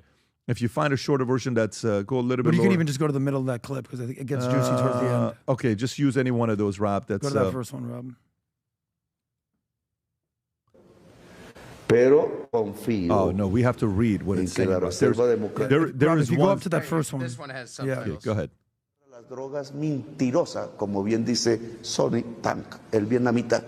Mentirosa porque respetan los capitales de los narcotraficantes, porque les permiten tener propiedades en los Estados Unidos, porque jamás han perseguido sus capitales en el mundo. Mentiras, nunca, porque los admiten en sus cenas, porque lo que han construido de la política antidrogas es una política de dominación sobre Colombia y América Latina. Y entonces matan 1 millón de latinoamericanos y no ha disminuido 1 gramo de cocaína la demanda de los Estados Unidos.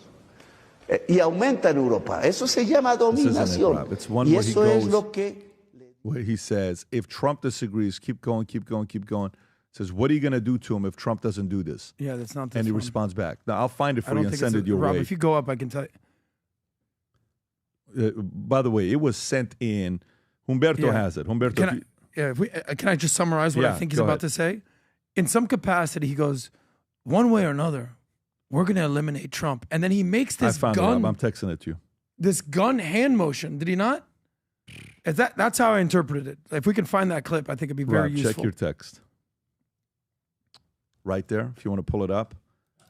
Yeah, when you see this, but all I'm saying is Milei in Argentina has to be protected because he needs another year and a half for that philosophy to be proven right. Mm-hmm. And if it doesn't, you're giving all the socialists and communists power to use that for decades to come. Go ahead, Rob.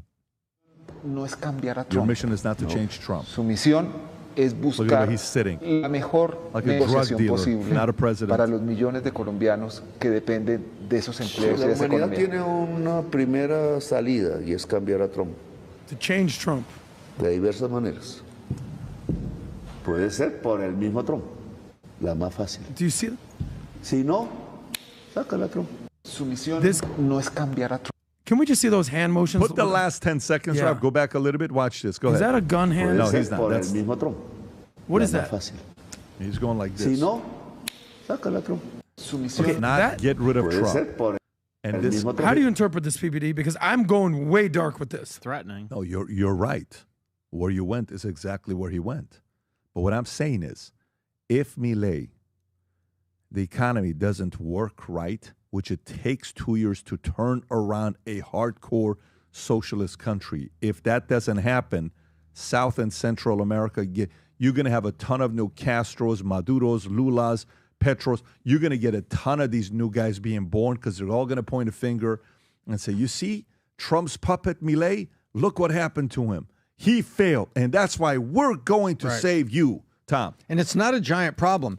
The GDP of Argentina is about $650 billion. You know what the GDP of Virginia is? 707. So it is a country with a rich history and a ton of real estate and land and resources. Yeah.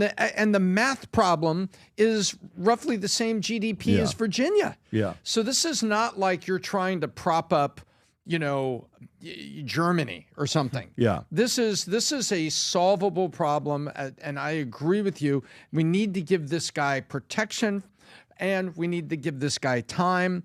And these banks are trying to get in and help, and I just think that they should own up to some of the underwriting. Yeah, I'm with and that. just not assume that we're going to back them up. I'm with that on the same page. Let's go to the next story here. This guy's an absolute piece of shit. Who? I know he is. He just threatened the president of the United States with what it seems a gun hand motion, and then snapped his fingers to eliminate Trump. I don't know if I've been this annoyed or upset by anything in recent years. Yeah. I mean, we've heard that the Ayatollahs have tried to Did you hear what assassinate Trump said about him? Did you hear what Trump said about him? I would assume it would be very Did you see Trump's lambasted. response to Petro? Rob, I have would you love seen to it? see it. No. Okay, so there is a response he gave. No, that's from January. No, there was a response he gave to him, which was ice cold response, fairly immediately. You may want to go to. If we can find that. This is it. President Gustavo Petro of Colombia is an illegal drug leader, strongly encouraging the massive production of drugs in big and small fields all over Colombia, which he spelled with a U. It has become the biggest business in Colombia, which at this point, I don't know if he's going against Columbia, the university, or Colombia, the country. But either way, we know Trump is going against his woke, progressive drug dealing ideology. It's become the biggest business in Colombia by far, and the Petro does nothing to stop it, despite large-scale payments and subsidies from the U.S. that are nothing more than a long-term to rip off America. As of today, in all caps, these payments or any other form of payment or subsidies will no longer be made to Colombia. You know that Trump is not getting anyone to fact-check his texts or his tweets if he's spelling Colombia wrong this many times. So this is on him. So, no, this could be simply he's doing this intentionally because Trump just would do something trolling like this him, to like you're not even troll the a real university country. and to troll the country. This guy better be careful. I mean, CIA is going to come down there and give him some of that polonium cologne that the Russians gave to Alexander Litvinenko. Yeah. Is it true that this guy, I mean, maybe our friend Humbert on the back, this is the first, quote unquote, like left-wing socialist president in Colombia history? That, to me, can we find that out? Because I feel like he's very aligned with Lula and Maduro, and he's seeing what's going on geopolitically, and he's sort of defending his woke progressive brethren on the left. It spread from Cuba to Venezuela. He's the first left-wing socialist progressive president in the history of Colombia, Gustavo Petro. All right, it makes a lot of sense. You remember his speech at the UN? Was that not him?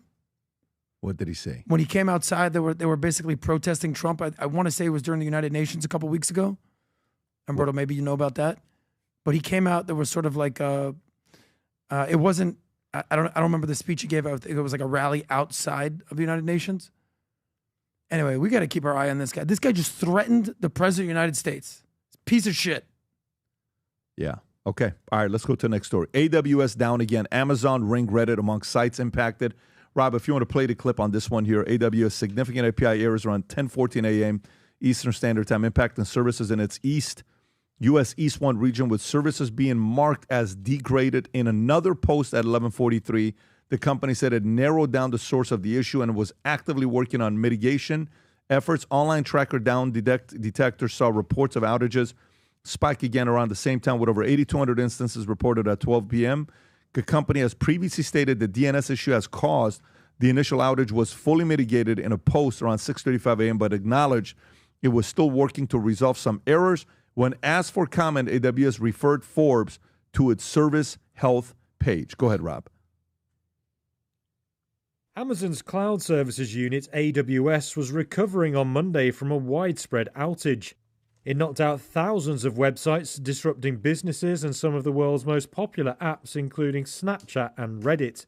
The issue lasted roughly 3 hours, but systems were gradually coming back online as of early morning Eastern US time. AWS said it was seeing significant signs of recovery for some impacted services. It marked the largest internet disruption since last year's CrowdStrike malfunction. AWS provides on-demand computing power, data storage, and other digital services to a range of customers. Those include companies, governments, and individuals. Disruptions to its servers can cause outages across websites and platforms that rely on its cloud infrastructure. Coinbase, Roblox, and Robinhood were some of the big names affected. Epic Games-owned Fortnite was also down for a time. AWS directed Reuters to its status page when asked for comment on the outage. Amazon didn't respond to a request for comment. Tom. I think we need, and this is, so the capitalist side of me says to the victor. However, we now can see that the internet itself is a matter of national security. I mean, I've known it for a long time, but now the average person can see, oh my goodness, this is all connected. It's not, you're not running on a server in your own little server room. And right now, I think we need redundancy, and we need not reselling on the same network, but we need different networks. Back in the long distance wars, Sprint built its own network using sonnet ring technology, so it was fully redundant, and you could move from AT&T over to Sprint, and there were two different networks.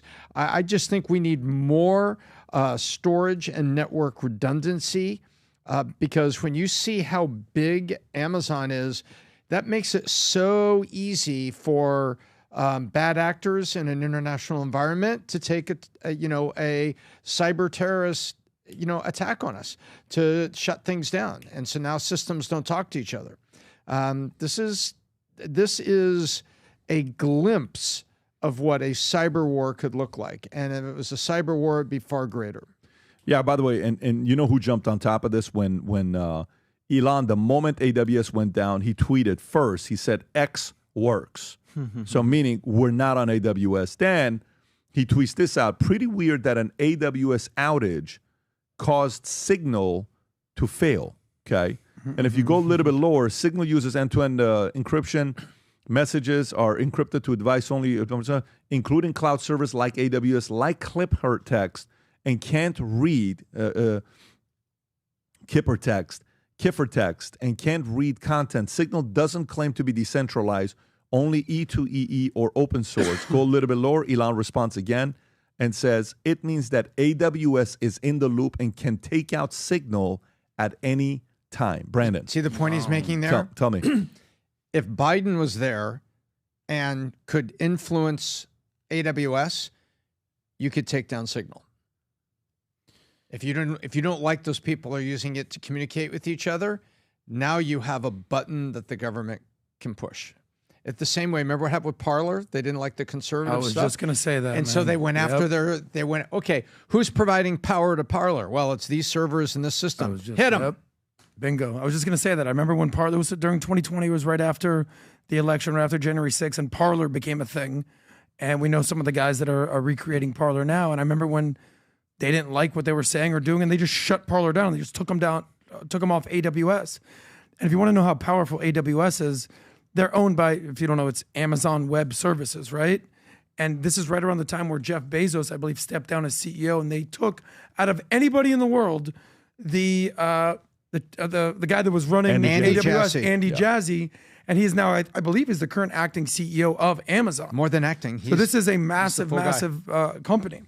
And this is all under what would be considered cloud services? Cloud storage. But I mean, the thing is, they didn't even build it with the intention of being the provider for all of the internet. Like now I think they're over 30% of the cloud storage market share, but they built it originally to house their own stuff. Like they just needed a big cloud storage for their own web services. But I mean, the fact that they didn't put that foundation in place with the idea of housing the internet for the entire world, I think that's like a flawed start. I mean, Signal, I never trust Signal. I think we saw who started that with like government money with I think an NGO, but I don't know why the whole government uses that. Whoever started Signal started WhatsApp. It's the same people. Yeah. It's Telegram that was by Pavel, if I'm saying his name correctly. But the people that started Signal was started on a nonprofit engine, I believe a 501c3. I may be mistaken. Whereas WhatsApp is the founder of Signal and WhatsApp the same people? Can you ask that question? Is the founder of WhatsApp and Signal the same people? Yeah, I think that's right. Yeah, Brian Acton, I think. Mm-hmm. Let's see this here. No, they're not exactly the same person. Brian Acton, co-founder of WhatsApp. He later co-founded Washington Signal Technologies Foundation, which backs Signal. It's the same thing. Yeah. What do you mean? No, it's not.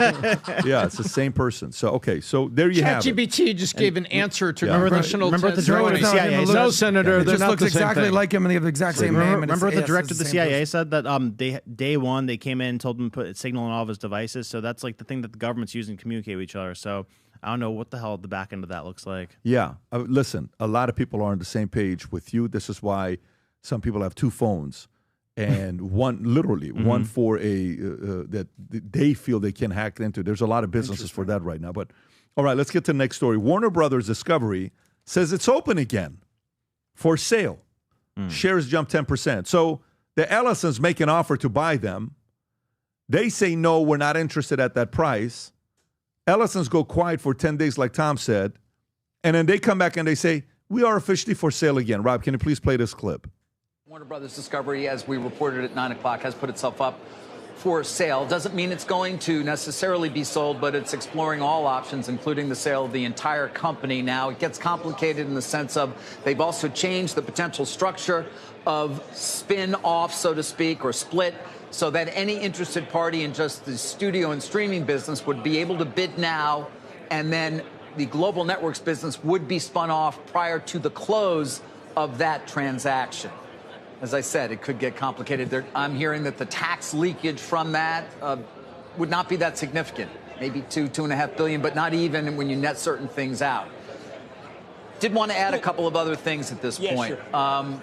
Given the press release that we got from Warner Brothers Discovery, my reporting indicates that both Netflix and our parent company, Comcast, as I've said earlier, but can say with more conviction now, are certainly among the interested parties, perhaps the most interested parties. Will there be others? We'll have to wait and see. But it is my understanding, according to people familiar with the situation, that both Comcast and Netflix. Okay, Tom, thoughts? Well, first of all, they're trying to create an auction. Second of all, they're letting people know, look, if you want to marry my daughter, but you don't want her student loans, we'll figure out the student loans before wedding day. And literally, that's what they're saying, Pat. This is literally what they're saying. I'd love to marry your daughter. She's going to be a gifted doctor, highly valuable in the future. But the $300,000 of student loans, why didn't you cover it? Well, the family didn't have enough money, so we went out and got this bond and everything. But tell you what, we will go refinance it, or we will figure out what we're going to do, and we will sell that. That's called Global Networks. We will sell that off before the close so you guys can get all the library and all the stuff that you want out of it. So now they're not only saying to the Ellisons, no, we're not interested in the sale. Now they've gone back and thought about it. Not only are they interested in the sale, they're putting up like a McDonald's menu. Okay, the French fries are over here, the Big Mac's over here. How would you like to buy this thing? We'll help you out. Don't drink soda? No problem. You can, here, buy the burger and the fries and we'll sell off the soda. That's literally what they've come to say here while they're trying desperately to create an auction. And that's why the stock went up a little bit, because people said, hey, guess what? You know, I think where's the stock right now, Rob? Because didn't the Ellisons and Skydance say $20 minus $20 minus fees? Yeah, now they're $16.55. So they're desperately trying to get that to $18.50, $19 a share, and to get someone like a Comcast who would be big enough. But Comcast got a lot of debt. But they're trying to create an auction, and they're trying to get their stock price up, Pat, to put pressure on the $20 that Skydance Ellison's floated. Yeah, how's that not market manipulation by the what was that, CNBC, by trying to push the price up like that? Like, clearly that's not true what they're saying. It's clearly not most likely going to be Comcast or Netflix that do. Like, everybody knows who it's most likely to be. So, like, why don't they get in trouble for that? I've always wondered about that. You know, I think David Faber couched that fairly. What he had to say is, Comcast, the owner of this network, and I stand by my reporting that they're a potential bidder. So he had to say that because they own it. He said that to reduce everybody's fear that there was something. That there was something with Skydance? No, that there is that he's trying to if he on CNBC tries to make the deal sound dull and the price goes down, that helps Comcast that owns NBC in their purchase. He can't do that. Right, but like I guess he's reporting in a way that's going to like move the price in a certain way, right? I don't think that's what he was trying to do there. No, I'm just saying like it felt like you had Brandon, are you coming at Tom right now, dude?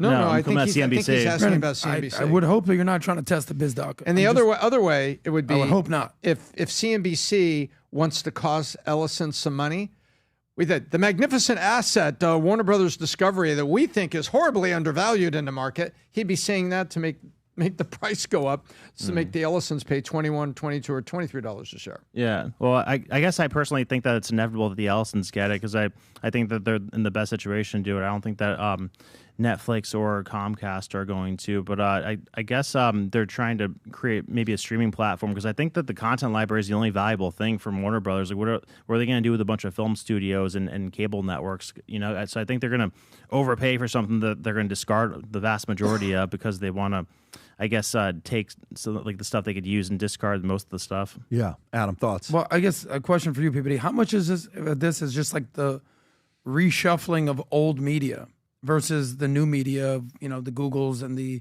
YouTubes of the world and everything that we're doing on social media? How much of this sort of reshuffling between Warner Brothers and Comcast and Paramount is just basically saying we've lost X amount of market share, we need to reshuffle, we need to rebrand, we need to restructure, and this is sort of just like the lay of the land at this point? How does that work? Listen, there are certain assets that somebody buys that if it goes to you, if it goes to him, he can take that and turn it into from a $20 billion company into an $80 billion company. Mm-hmm. He will take it from $20 billion to $40 billion company, and you will take it from $20 billion into a $15 billion company.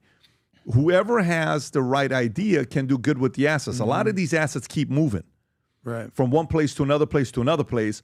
If the operator doesn't have the right ideas to maximize the assets, I used to always ask this question. I used to say to my brokers, I would sit them down and I would ask, I said, this was the question I used to ask in 2006, 2007. If I recruit a new insurance agent to the company, I would ask myself, am I the best leader for this guy?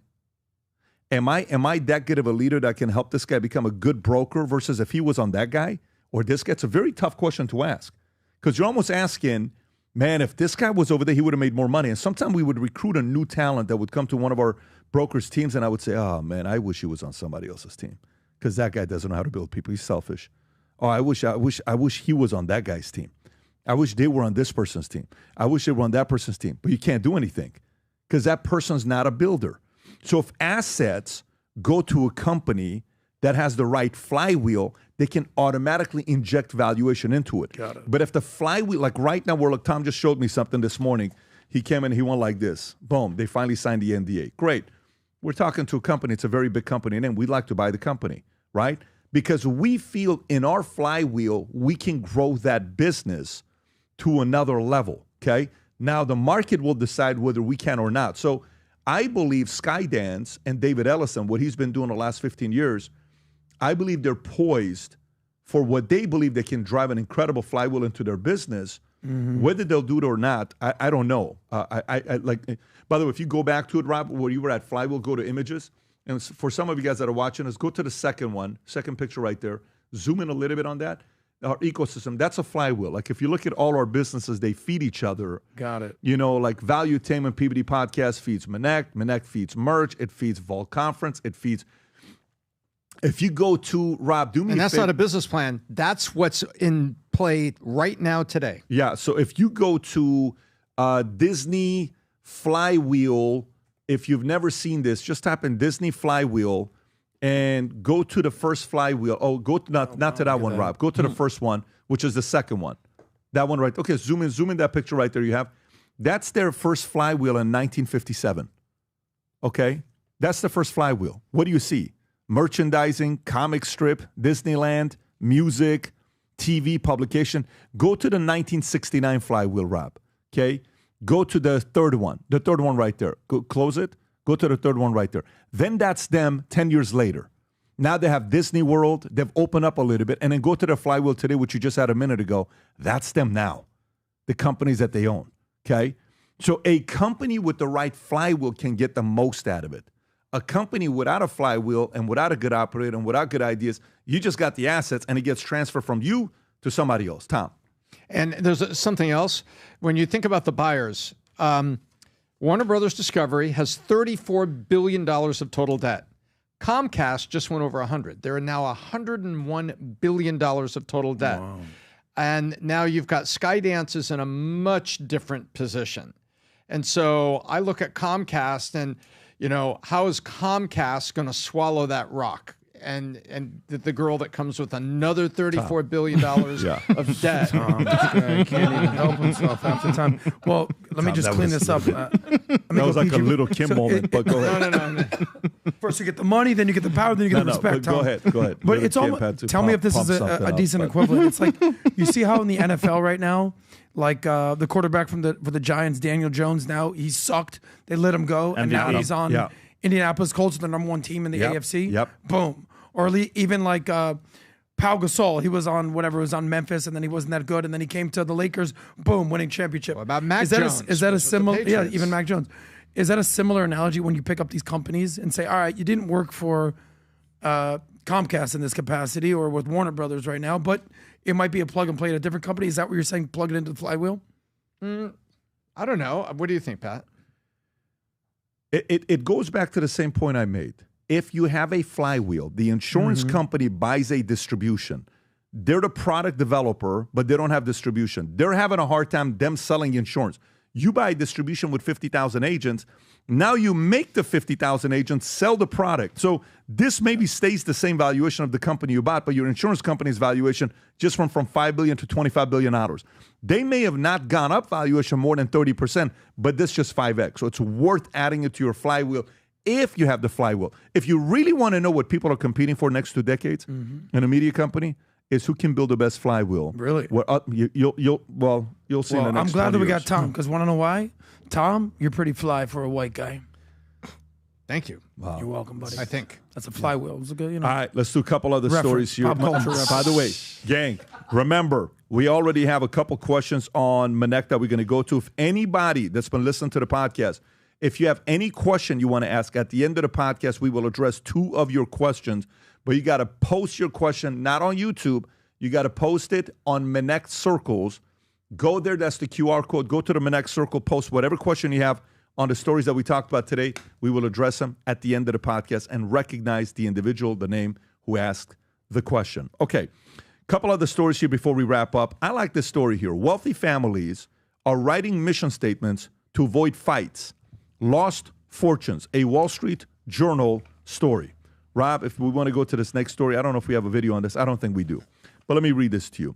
Serial entrepreneur and investor James Harold Webb has done careful investment and estate planning to pass down his wealth to his 5 children, their 3 spouses, not his 3 spouses, his 5 children's 3 spouses, and 6 grandchildren. He also got everyone together to write a family mission statement. The entire goal is to preserve the family and to preserve the wealth. Said Webb, 65 years old. Those ventures include buying and building 33 Orange Theory fitness franchises in Texas that he sold to private equity. The mission statement for a 16-person blended family: life is a gift that cannot be wasted. Family is the essence of that life. And as a family, we will work hard, we will play hard, we will live in the pursuit of knowledge, we will love our family unconditionally, we will give more than we take to ensure a better world. Great mission statement. A family mission statement lays out principles and goals in a few sentences. The aim is to avoid the fighting that has destroyed fortunes and left relatives battling in court, or just make sure younger generations don't squander the fortune. Behind the trend is the extraordinary wealth creation in recent years and a boom in family wealth and concierge services catering to it, sometimes known as declaration of purpose or vision. Mission statements aren't legally binding. Some advisors embrace the statements as a way to increase a family's chance of what they consider success, preserving their wealth for a century or more. Adam, thoughts? I absolutely love this. I feel like every wealthy family, any normal person family, any company should have a mission statement. Any brand where, things are happening so fast in the world today. We're no longer in the information age. We're transitioned to what's called the validation age. Information is a dime a dozen these days. We just went down the whole rabbit hole of how many different search bars there are, ChatGPT. But if you can't define what you are, someone else will do it for you. So if you're a family or if you're a company, the greatest thing you could possibly do is say, this is what we stand for. I think that's incredible. Like, you have your 4 family values that you always talk about, right? You put that out there into the world, right, PBD? I think that's incredible. I go to this estate tax planning conference, Heckling, every year, and there's thousands of estate planners, tax planners, legacy planners, philanthropic planners, all this. What about mission planners, these family missions. Saying what you stand for, I think, is the most important thing that you could possibly do. We have our core values at Valuetainment. Didn't we spend like literally a year figuring that out? Of course, yeah. And like, there's nothing more important than basically saying, this is what we stand for. Respect to you guys. It's so important. And Tom, you know, we went through this the last, what would you say, 18 months that we started at 5100. We've been doing estate planning for almost 10 years, but it's gotten more and more and more in depth as the kids are getting older, and you're getting to a point to decide what you have to do with them to prevent them from making bad mistakes in the future and how people take advantage of them. This weekend I'm in Miami, and this guy comes up to me trying to get a guy to get him on the podcast. And then while I'm talking to him, he introduced me to his dad. His dad's a divorce attorney. And we start talking for a good 20, 30 minutes. And I'm telling him, tell me all the stories you got. How long you been doing divorce, prenups and all this stuff? For 40 years. So tell me what works, what doesn't work. How many prenups got divorced? I've probably done about a couple thousand prenups. How many led to a divorce? He says, maybe 8. So really out of all of them, yes, 8. And I'm asking these questions.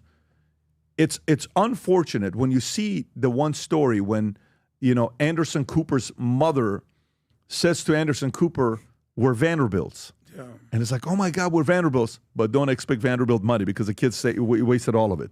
Yeah. So think about if you go to the Biltmore Hotel, Rob, can you type in is it the Biltmore? Biltmore, Miami, yeah. Not Biltmore, Miami. What is the, Tom, what is Carolina? The North Carolina, the Vanderbilt vacation home. Type in Vanderbilt vacation home. It's like 150,000 square foot vacation home they built. Yeah, right there, Rob. If you can go to that one, go to images. If you go to images. Be called the Biltmore. That's a vacation home that they built. Okay, that's one of them that they built. Family. Yeah, Biltmore, Asheville, North Carolina. The money went in just a couple generations. Tom, how do you process this story? Well, I think this is good. If we don't have life, liberty, and pursuit of the happiness in our Constitution, you don't have the essence of what the Supreme Court has to interpret. Because every now and then they have laws and things come up there, they have to interpret it. Trustees have to interpret. In your will and in your trust, there may be a bequeath. Here's a bequeath. I hereby set aside up to $500,000 per child for any educational expense, provided that it's for college bachelor or master degree. Pretty tight, right? Very tight. Well, now, later, one of the kids wants to take part of the trust and he wants to invest in a business. But the business is a set of convenience stores that sell alcohol, tobacco, and firearms. Now, the trustee says, well, how do I read between the lines? What these mission statements helps it do. And it says, well, your dad, Patrick Bet-David I, said that we will invest in education, we will invest in personal development, and we will invest in companies that support these pursuits, including the enablement of the betterment of small businesses in America. Sorry, I as the trustee cannot get your request to start a bunch of convenience stores that sell alcohol, tobacco, and firearms. That's not aligned with the mission that great-grandpa Patrick put together here. These are critical because it's like a constitution. It'll give the trustee something to work with and interpret, because otherwise it's just, well, you got $420,000 for your education because it said here you could have up to $500, but you can never predict every single question. So it's like putting a constitution in place and then letting the trustee interpret the alignment of your intent. You brought up a very unique term. You said trust and trustees. I remember the first time that I heard the term trust fund kid. And it was when I went from public school and I went to private school on a sports scholarship, by the way. And I remember meeting these two different kids. And they were all very rich kids, just kind of like how, you said, I think Tico, whatever, got in a fight about rich kid stuff. And these two kids had the exact opposite trajectories. They were both trust fund kids. One kid, I don't know what the ramifications or what were the bylaws of the trust fund, but he became a worker. He worked for the family company. He did not go out. He did not party. He didn't squander the money. I mean, this kid still to this day, you would know the family name, is running one of the biggest real estate companies in the history of Miami. And trust fund. I love that. Separate, there was this one guy where I'm talking, he's been in rehab 10 times, he's partying, drugs, great guy to hang out with, after college. But I have no clue what he's doing, and the family has completely distanced himself from this kid. So these trust fund kids, it comes down to what you talked about, the mission statement, the family planning, the legacy planning. Enablement. Exactly. If you just enable a kid to just be rich, they're going to squander the money. I mean, how impressive is what Eric Trump does or what Donald Trump does? You know that Donald Trump would never in a million years let his kids squander everything that he worked for. He did such a good job that, in fact, Hillary Clinton on the debate stage had to give him props for what he's done to his kids. How many billionaires out there or wealthy families have just basically said, whatever, do what you want, and the kids, grandkids, squander all the money because they don't have this exact thing. No tattoos. I wish, there's a video of that, by the way. I wish I could find the interview I did with a guy who dealt with wealthy families in Seattle. And I brought this guy on board, and we spoke for about a couple hours on the podcast. And he told me he was dealing with the Franklin Templeton family, is what he was dealing with. It's a big name. At the time, it was a $5 billion family. And it was 16 grandkids. And he said, they gave me the permission to openly talk about it. Listen, if I butcher it, please go back and reference the interview. I'm just paraphrasing what some of the things he said to me. The interview is out there somewhere live. You just got to go find it. And I said, so what was the one thing you found out? He says, by the time I got to the families, it was already too late. They were already drug addicts. They were gambling. They were doing this. They were doing that. It was too late for me to do anything with them, unfortunately. He said, but I eventually got a hold of somebody. Do you know what is the greatest book to read on this? Folks, it's one of the books, the first time I read it, I bought 1,000 copies, and I gave it to all of my sales guys for many years to come. It is hands down the greatest book ever written on estate planning that ended up becoming a movie, but don't watch the movie. Read the book. It's called The Ultimate Gift by Jim Stovall. Just do yourself a favor. I have my boys read this book. My kids have read this book. It's a story about a guy named Red Stevens. It was written by a man who's blind and deaf, Jim Stovall. Do whatever you can. I have... How many reviews does that thing have? 2,750? I've probably, over the years, about 10,000 copies of this book and given it to every one of my sales guys. We got 60,000 people we've licensed over the years.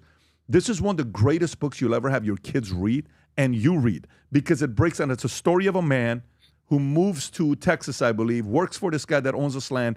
Eventually, the land strikes oil. The man dies, gives him the land. The guy becomes a billionaire. And then when he dies, he creates 13 videos that his best friend, who's a lawyer, play in front of his kids, that the video explains, if you're watching this video, it's because I'm dead. That's how the video starts. wow. I'm not even going to go any further. You just have to read this book.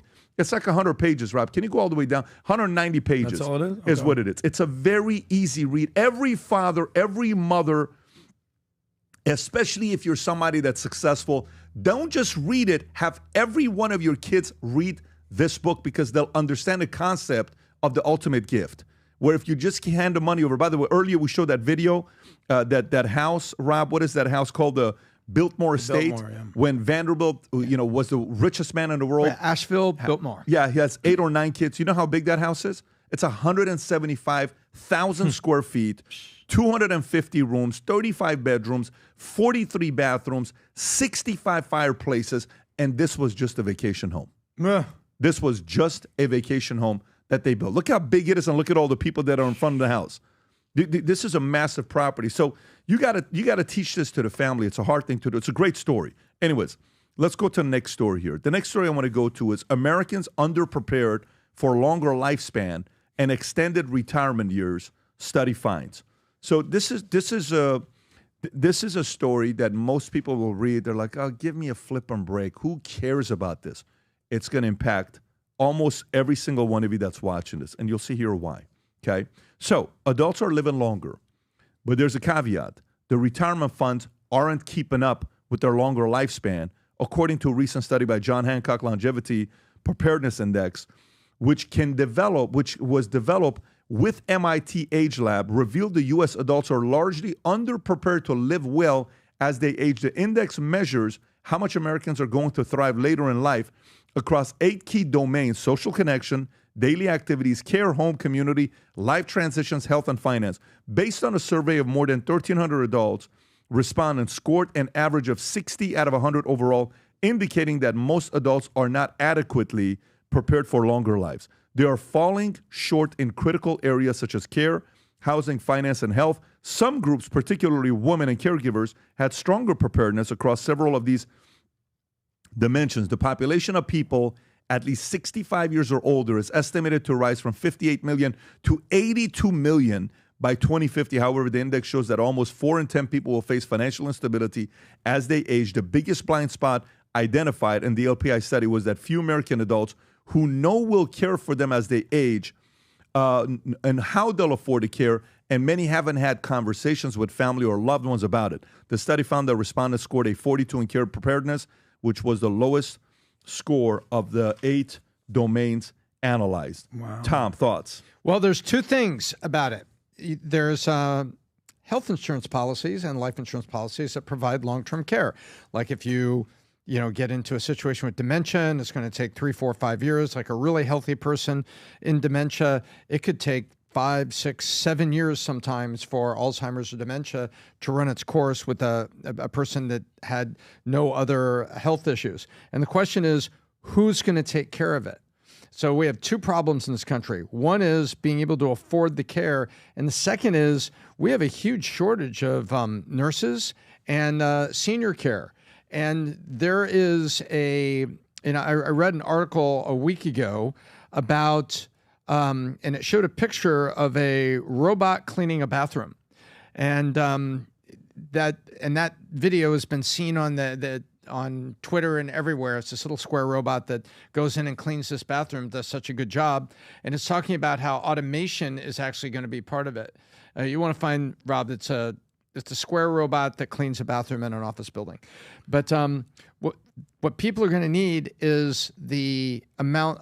They're going to need money, and then they're going to need resources in terms of the people to care for them. And right now we have a shortage of savings by people, and we also have a shortage of nurses and people that are actually going to give the care. There it is. Is this a robot? Yeah, check him out. Look at this. He's got cameras and everything. He does all this stuff. And they say he has sensitivity down to 1 ounce, like a pressure. Wow. Like it'll know if it's putting an ounce of pressure or a pound of pressure on something. And it does all this. It knows. So it's like. How much is this robot? I don't see the price or anything. This is, I think, was a proof of concept and showing you that it works. But it like knows where certain things are and it recognizes them. It's got a camera. And so imagine if basically one person just goes down to the street. Crazy, Rob. And the robot goes in and cleans the person's house. So these are all the services of care of someone like an elderly person not being able to do all this. But it's got to be, people need to start savings, and we also need good wages for great nurses to take care of people at this age, and long-term care policies are part of it. So the insurance industry has to be part of this. We need to provide on-ramps for people to be caregivers, get a job being caregivers, because everybody says, what about all these people that are displaced? And it says, well, what if you're displaced from a $75,000 analyst job and you could be a $75,000 caregiver? Robots can't do everything, right? Robots can do a lot, and you can wear an Apple Watch that gives your biometrics and stuff. But we also know that there's these things with companionship. These guys are going to be $22,500. Is that what it's looking at, Rob? For the home version, yes. Can you go to lowkeyrobotics.com? Brandon, I'm coming to you next. Go to Lowkey Robotics. Is this their website? Yes, sir. So let's see what products do they have. Can you go to the top on products?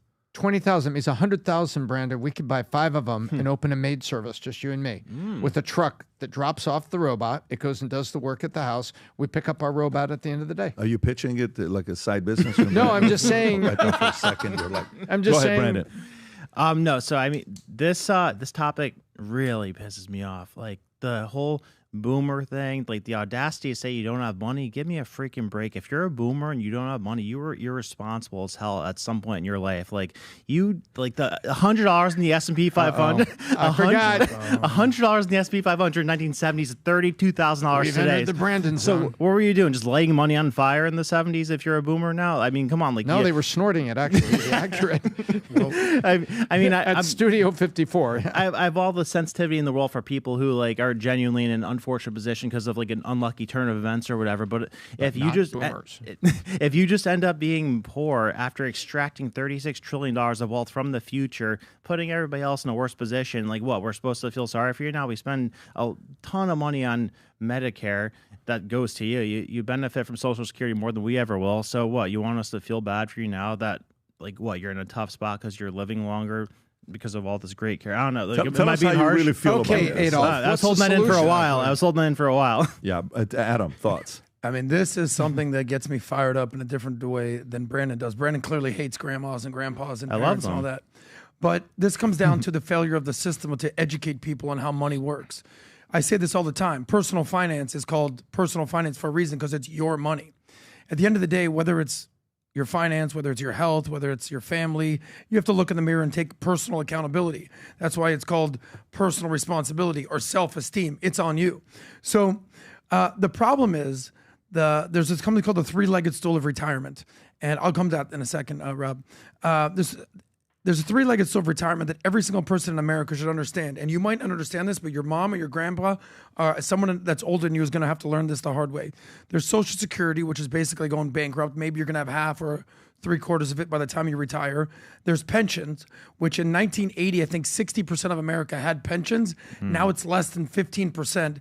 You tell me if you have a pension. And the last component is your personal savings and your personal retirement accounts. So in retirement accounts, this is kind of inside baseball nerd-ass stuff, but there's defined benefits, which is basically your employee says, you're going to get this money that's a pension. And there's defined contribution, which is basically what most of us have, which is 401ks and Roth IRAs.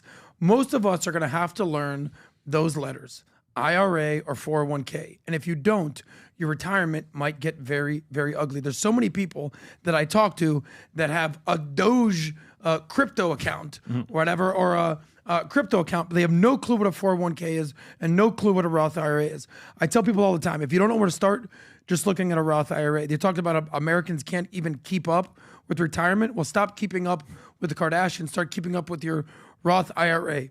Here's the challenge, and I'll go to this picture right here. I remember when our old friend Marcella was working for Valuetainment, and we were writing this episode of Soscast, and Marcelo, who's on SNL and is a massive star, and I start telling to him about how important retirement accounts are, how important saving for the future is. And he's like, bro, I'm 24 years old. Do you think I give a shit about retirement right now? And I go, you might not, but your mom's going to know about it. Some tells me he's doing okay with retirement. He's going to do okay.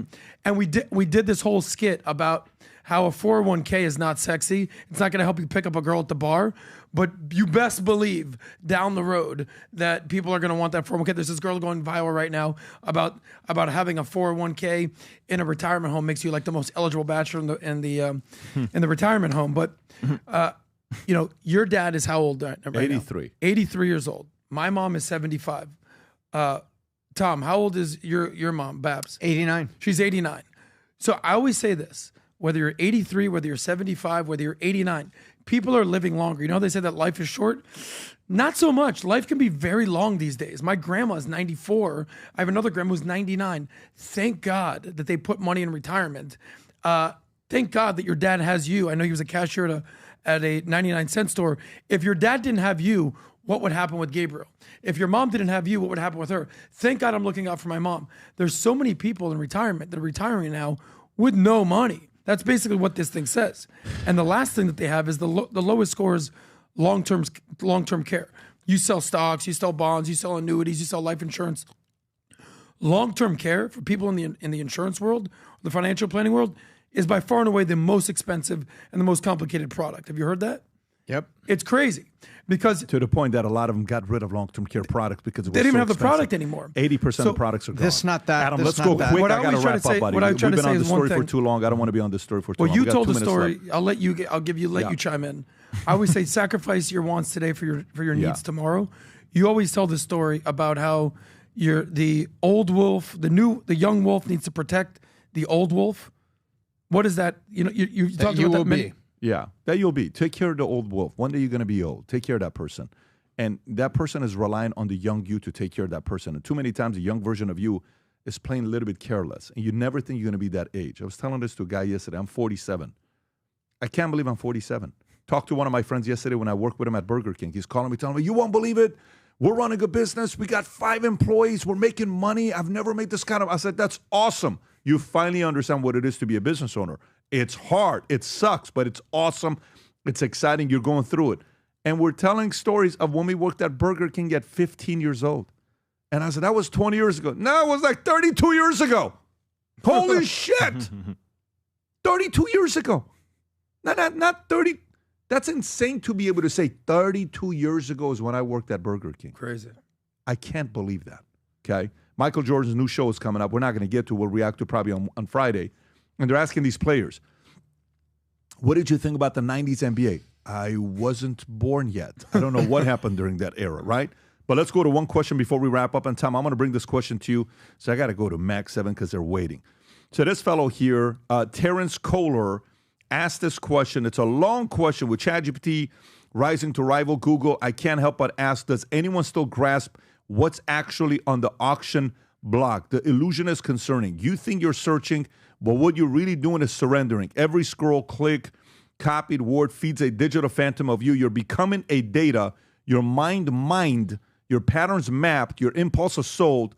The modern startup scene has become a masquerade of innovation, masking extraction. So I'll go to the last part of it. 82% of iOS apps track you, a third of which link directly to your identity, and a nearly fifth record your location. The FTC admits big tech services are a little more than surveillance systems in pretty wrappers. Data brokers hold billions of human profiles, each containing thousands of behavioral points ready for sale. Europe at least pretends to guard privacy under GDPR. California tries, but America, question mark. The marketplace feeds you on consent you never gave. Big tech builds its fortunes not on innovation, but on the quiet theft of intimacy. The question isn't who wins the race between ChatGPT and Google. The question is, when the dust settles, will you still own yourself or will you just own your login? Tom. So what's really interesting about this is people are discovering in living color what has been happening for 40 years. Credit card companies, and I saw a study. This goes back when I was getting my MBA, 1993 to 95. Pat, check this out. This credit card company took all the transactions and they built a map of where you go and what time you go and how often you go there and how often you spend and the kinds of things that you bought. Now, they didn't know what was in your grocery basket, but they knew all the stores you were at. They knew things. And by the way, your bank also knew where your car payment and where you used your debit card. So your bank, if it was also your credit card, had even more data. And so that was out there. And people say, oh my gosh, we're concerned about our privacy. Visa knows all this stuff about me. Well, now it's just leveled up. And if a certain person wants to really be conservative, the answer is back off. There are people that in the mid-90s, we started hearing the phrase, and this is when you were young, son. I don't know if I was alive yet. Yeah. Well, it was called get off the grid. And people would say, I'm getting off the grid for a while. And what that really meant was, I'm just, you're not going to see me emailing. I'm not going to do that. And so people really want privacy. That's where it goes. But everything you put on your phone, you have more control than you think on notifications and on data and stuff. And the person, Terrence, is making a very good point. And if you're really, really super concerned about it, as many, many people are, you can be really proactive about exactly how many apps and stuff you put on your phone. And yes, startups use your data so they can optimize service to you. But you can ask the app not to track. And I'm not Brandon, trying where to... are you at? There's a positive to it, too, that we're missing. And I think that people are failing to recognize what the term data is the new oil means. Like the way that oil built the new world from the 1800s to the 1900s, the way semiconductors built the world from 1900s to 2000s, data is building the world in the next 100 years. Like data is what fuels AI. AI is what's going to build the new world. So, I mean, yeah, sure, there's definitely going to be some unfortunate negative stuff that happens from them knowing everything about us. But I think it's really convenient sometimes that ChatGPT remembers our whole history, because I could reference back to things, say, hey, remember when I asked about that? Like, what do you think about this, et cetera, et cetera. So I really like some things about it, and it's less painful to focus on the positives rather than the negatives. So sometimes choose the positive to look at. Interesting. Adam. No, I've exceeded my talk time today, so I'm good. Right back to you, sir. Okay, Rob, where are you at with that question? I agree with Adam. Thank you, sir. Oh, wow. That Adam has exceeded his talk time? Yes. I appreciate everybody, gang. For those of you guys that don't know what, participate in these questions in the future, do go to Minex Circles and be more active. It's a great place for you to meet each other and network with each other as well and talk throughout issues. And sometimes stories that are coming out that you want us to talk about, you get to comment in there and tell us, talk about this, please, on the podcast tomorrow. We are paying attention to what you have to say. God bless everybody. We will see you guys on Friday. Take care, everybody. Bye-bye, bye-bye.